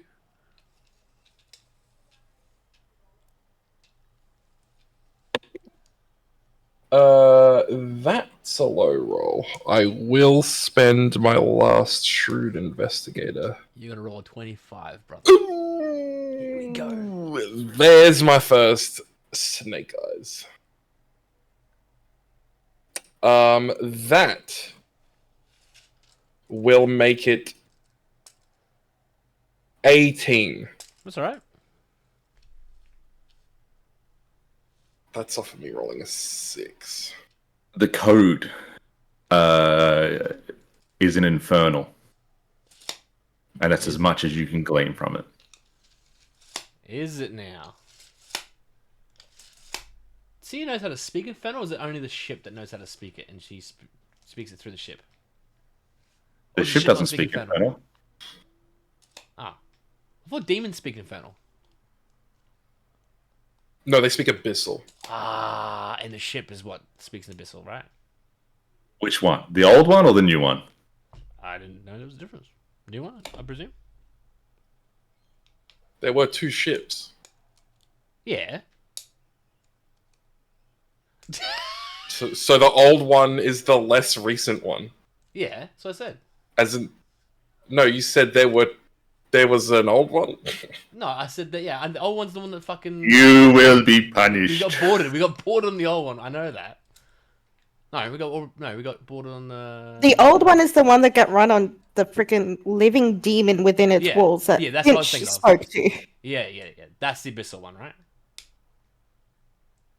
I'm presuming. Anyway, it doesn't matter. Fucking null and void.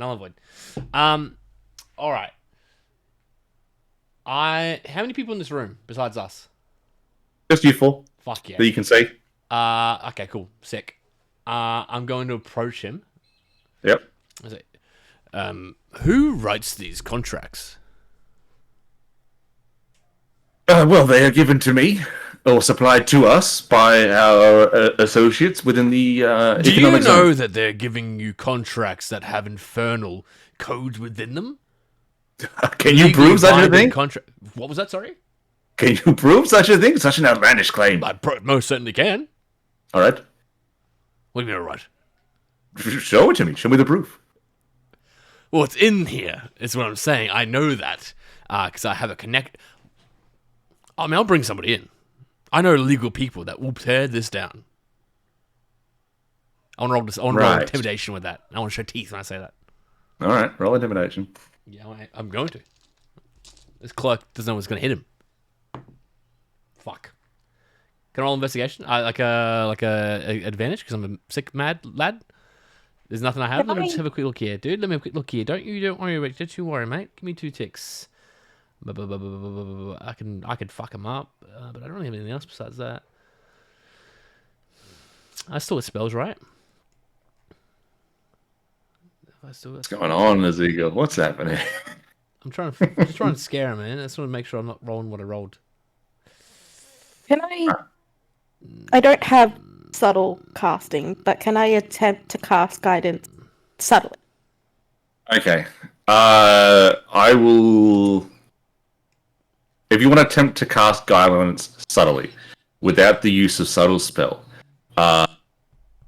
look, that shit's going to be noticeable. Either way, if you want to cast a subtle, because it's a verbal semantic component. You got to be waving your arms and casting a spell, and this clerk is, and this guy's already being threatened by a guy who says this. He's not being threatened. He's just being investigated upon. There's a difference. Intimidation is a form of threat.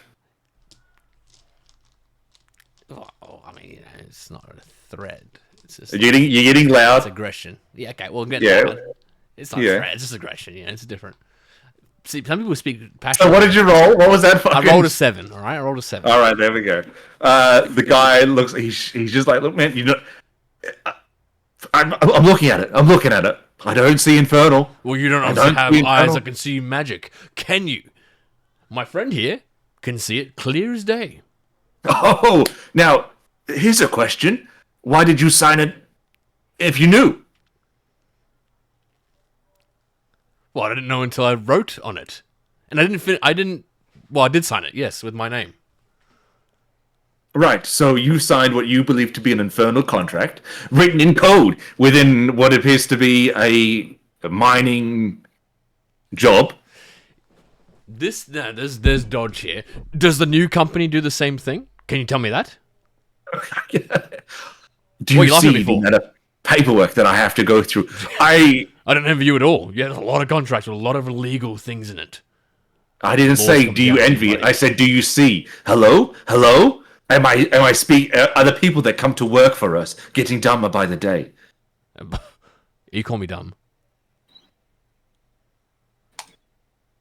Well, I wouldn't call you smart if you signed what you believe to be an infernal contract. Do you hear yourself? Oh, you're fucked, buddy. Get out! Get out! Oh, I want to fucking dude. I've told you what you wanted to hear.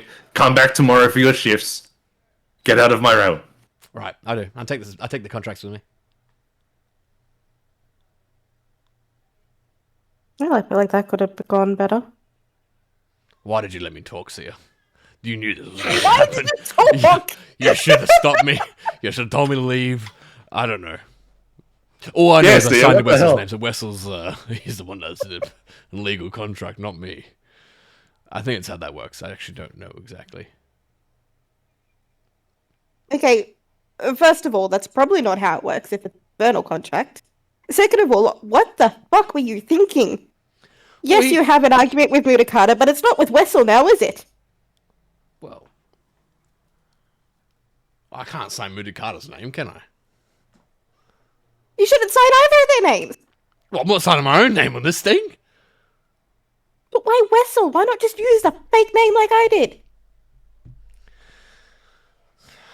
I don't think a lot, Sia. Look, maybe it's not legally binding. Maybe we can just tear this up and it won't count. You know, there's no blood on this. I don't know how infernal contracts work exactly. Do you? Fortunately not. Right. Well, let's just tear it up. It might not count. We might have to go and figure They out haven't where processed the the paperwork, so maybe that doesn't actually... Because they don't have the paperwork, so they can't process our names. You know, so I'm assuming that we're not actually binded yet because they haven't put it through the system or, said some words to make it official. Again, it's an infernal So contract. I'm going Probably not how it I'm going to works. keep one of them, and I'm just going to tear the other two. Does that sound good? Right. Right. Fine. I feel like we need to talk to the end. We, If anyone's going to know about infernal contracts, he might actually have some information. who are we talking to? The Andrus? Oh, yes. We can talk to him. He would know. Where is that guy? So I can't remember where he went. So I've technically got 4 contracts, right? I've got one that says... Oh, no. We've only got 2. You have in your possession 6 total contracts. Yeah. 3 contracts stating that you're going to join the company, and then 3 others saying that you're going to enter the mine early. You are aware of the concern. You forfeit your life. And both have Infernal? Yeah, both have got the Infernal Code on them. Okay. I'd say none of us enter the mines until we No, figure out we're this not doing contract. that. Let's just tear these contracts up, and we'll be sweet. Well, I'll keep one of them. No, I'll turn them up after the Andrus checks them out because that's probably the better option actually, because he might need to read them because there might be 2 different codes. He's going to turn to Finch and just... Is there any signals you normally use with Wessel to signify that there was a change of plan? So when he eventually comes back up, he knows where to find us? No, and usually, well, and I suppose this is on me, I usually devise a very good schedule.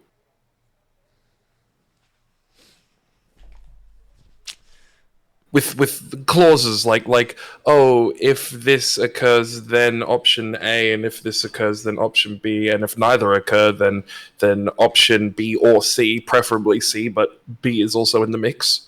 I don't feel good about that previous conversation actually. The more I think about it. Then what I propose is you, regardless of whether or not you are good at it, you are still better at hiding than us. If you want to wait here for Wessel, and then Ezekiel and I can go look for the end.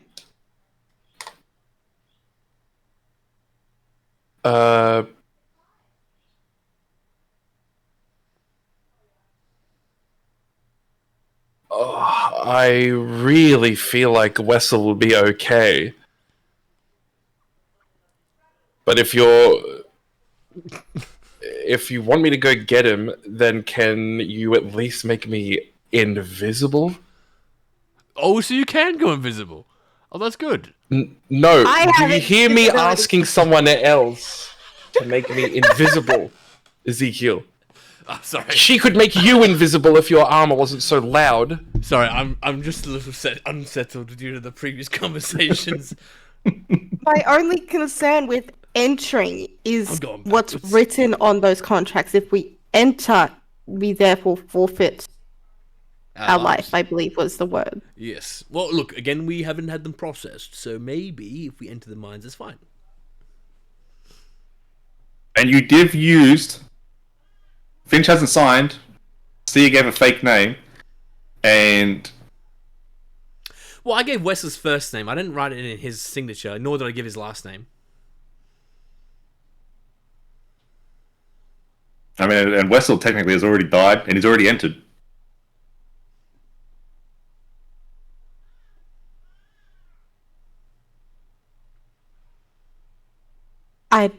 I don't know.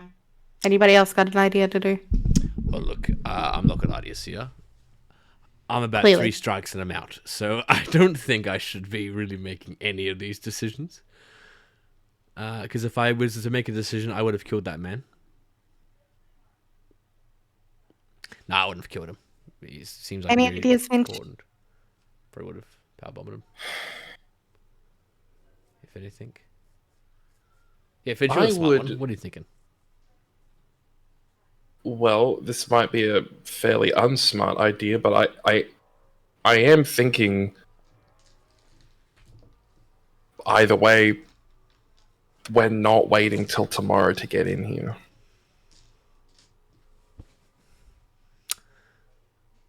No worries. Right. If you would like, I know the invisibility doesn't last forever, and I know you need to concentrate on it. But if you could just give me that hour to go in as far as I can, see if I can find Wessel. He's good at hiding, but I'm good at finding. You are. Then I can communicate with him, either bring him back up with us or leave him somewhere and bring the both of you down to a safe route. Really, I feel like this kind of all hinges on whatever information Wessel has.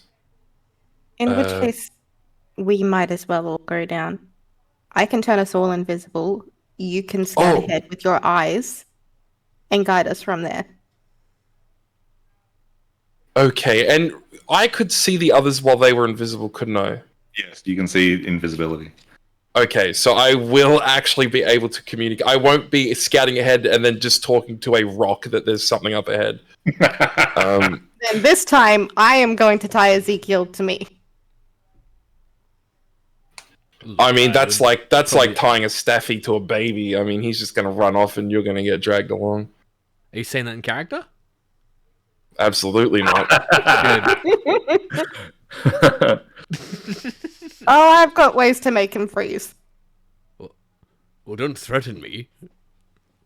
Then don't run off. Well, I'm not going to If run that's off. the plan, though, I'm good with that. I'm following you. I can't see anything, Sia. And admittedly, if you had stopped me in that room, we probably would have been okay. So really, it falls on you.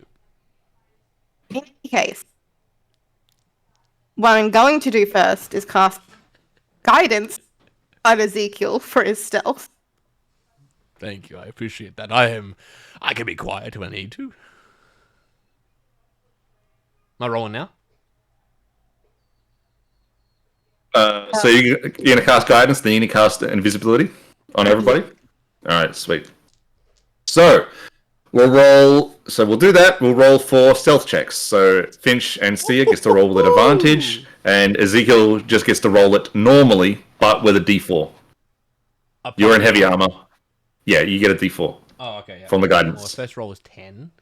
So it'll be a max... Oh, negative 1. So it's a 9. Plus 4. It's 13. 13, alright. Not bad. 13's a good 30 number. 20. Dirty 20 from Sia and Finch. I got... Oh shit, where's my stealth? If you get 20 That's or above, okay. we'll be good. If I get 20 or above, Yep. I'm not good at sneaking. That What do means we get? I have to get a 20. That comes to 17. 17, alright then. Now we're good. We're good. Sia ties an invisible rope, takes visibility onto her and Ezekiel. Yes. Brandon is able to see the others. So you guys sort of talk about this and then cast this not out in the open of the town. Correct. I'm going to say you guys moved out to the side, bit of privacy to plan and put into action. You guys go back out, and sort of, as of right now, there is a track line that runs what appears to be the main tunnel. There are a bunch of other smaller tunnels around, but at the very least, the best guess would be to believe that the track line goes through all the way to hopefully where that gentleman said Yukiro would be. Sick. So we make our way down. Finch, how are you just going to speak to them out loud about their direction? Yes, but as I can see them, I will be whispering to Sia specifically. And dragging the toddler behind her. Of course. No worries. All right. If you guys want to also roll for me, perception checks. Okie dokie. 17. 19 plus 0 is 19, bruh. That gets me. Just because 18. Tanisha's asked me, mate, is there a ETA of when we are finishing up? Soon. All right, cool.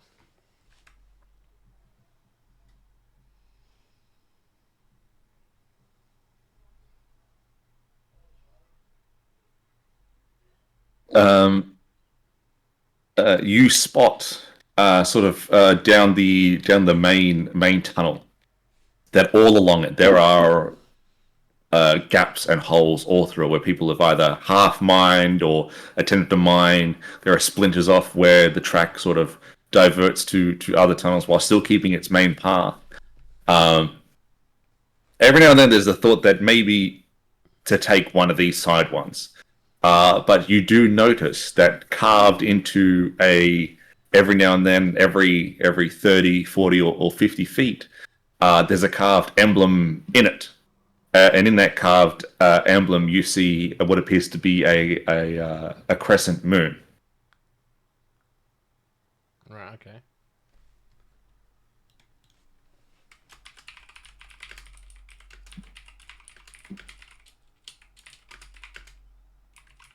It's carved into the walls. Yeah, small little insignia that sort of looks like yours. Okay.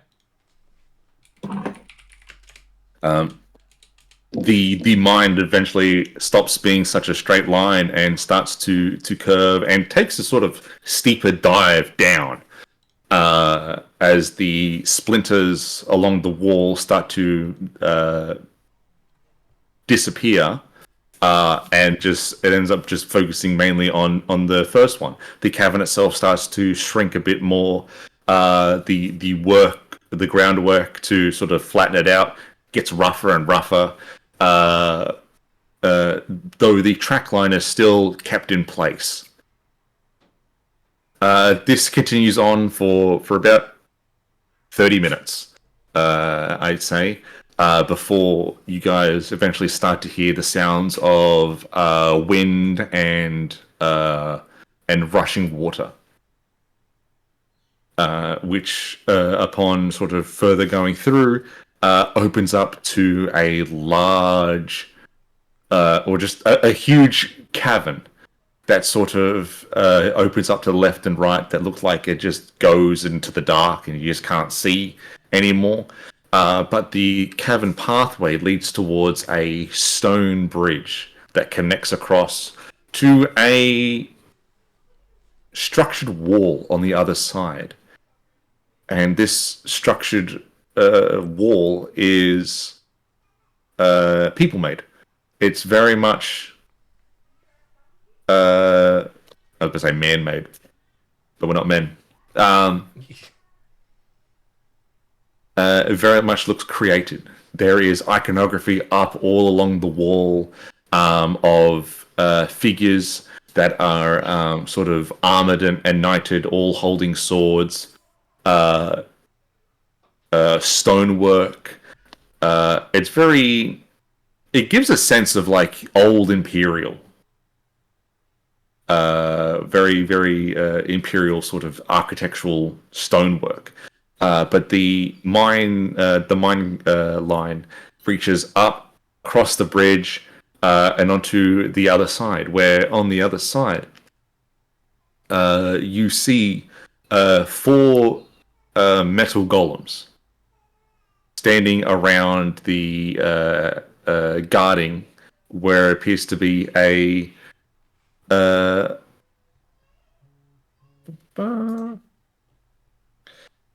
uh, a lying figure, sort of lying, who is lying on the ground in the center of this circle. You see that apart from this sort of prone figure, without sort of getting too much closer, off to the side, working on a bunch of mechanical contraptions, is a bugbearic figure, and the sort of, besides the raggedy clothes he's wearing, the more striking resemblance of him that you can see is the shining crown on his head. Oh, that's cool. You think there's a body prone on the floor? Yes. Like praying prone or like... Lying prone. Oh, right, okay. Face down or face up? Face down. Face down, okay, cool. Does it look like sorry? a human bugbear? It's hard to tell from this distance. You'd have to get closer. From sort of like out of the cover of the cavern entrance, because you guys have the cavern, the entrance to the exit of the tunnel that you're in, which then opens up to a small sort of words for these things, flat balcony area before it connects to a stone bridge that goes across, which connects to the other side over this fucking what appears to be a bottomless cavern, and then on the other side connecting it is worked stonework and artistry, stone statues that look there's something off about them. Can you roll for me a perception check for those who would like to make one? Mm-hmm. Yeah. 10. 7. 18. All right. For Ezekiel and Sia, they look the people standing there in this sort of armored getup. It's hard. They look sort of goblinoid, but they also look a little bit unnatural. But Finch, sort of as a sort of your getting a what is it? Don't knife me. A sort of real focus on these statues from where you are. You see that these figures, the stoneworking on them makes them look sort of gaunt and shallow faced. They look almost a little bit ghoulish in nature. And the only thing that sort of might help to emphasize on that is that some of the statues have smiles, and in those smiles teeth are shown, and in those teeth they are sharp and pointed, jagged and asymmetrical.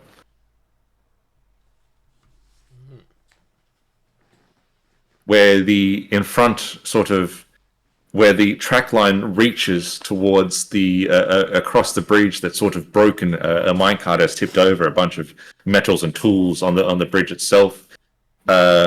Across that, where that figure is lying face down, the full golem stretched around it in a protective manner, Yeah.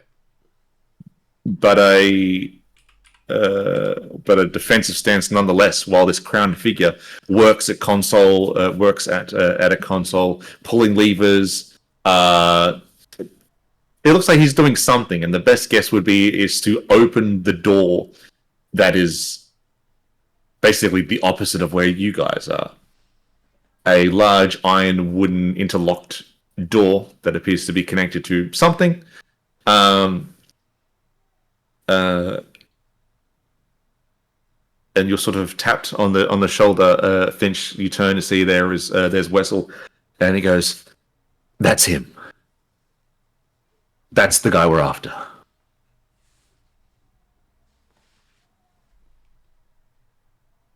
Who is he pointing at? He's pointing at the guy on the prone, faceless. He goes, "That's Yoriko. Something is going on here. It was hard to figure out what it was, but there's some sort of Marudo is trying to get access to that gate. He believes the way to gain access to it is by spilling the blood of someone who is something. I don't know what, but apparently he believes that Yoriko has that, and so he's trying to work out the mechanical side to it.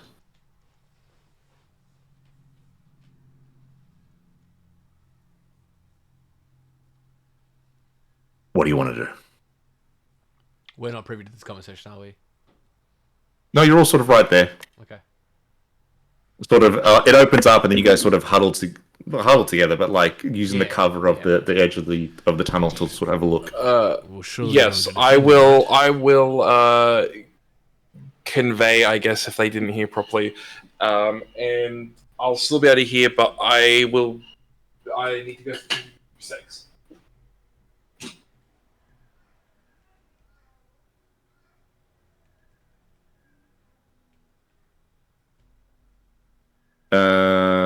So to give you guys a better look in regards to what you're looking at, because I think I'm actually describing it wrong.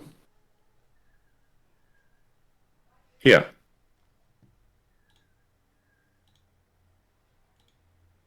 Oh yeah, sick. That's awesome.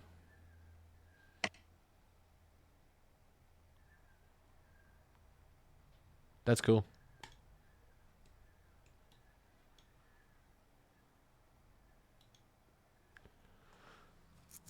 And we're on, and he's face down on the turntable. Yeah. So on that sort of dial at the end there, Yeah. he is face down in the middle of that, and sort of on sort of the 4 points are 4 golems. Okay. Yep. They look like they're the iron. You don't really know, but there are 4 golems there. Okay. Cool.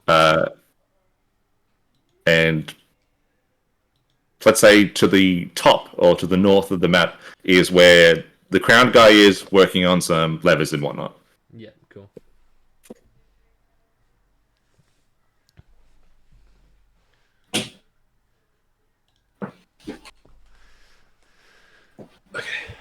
Is there a way one of us can sneak up and physically restrain him, you think? Not without activating the golems, I presume. So are the golems watching over the body or the end? The guy's sort of in the middle of the circle face down, and the golems are sort of at a square outlook around him. They are facing outwards. Yeah. Defensing it. In a sort of defensive posture, and it looks like they're on guard to stop things from getting in to the guy on the floor. I mean, What about restraining the guy that's standing? the guy with the crown? The guy with the crown. I mean, you could give it a go, but you don't. Who knows what sort of capabilities those golems have? Who knows what sort of capability this guy has? And you know, why are the golems on defensive mode if it looks like no one else is in here?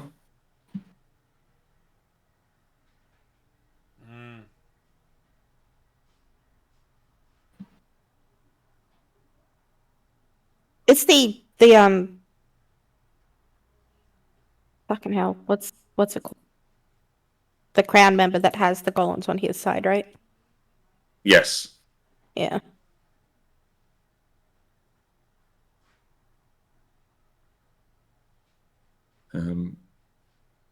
I will say, with the sort of, all right, we are about to face something. We can end today's session and pick up planning and what we want to do next time. Next month, in 4 weeks. Yes.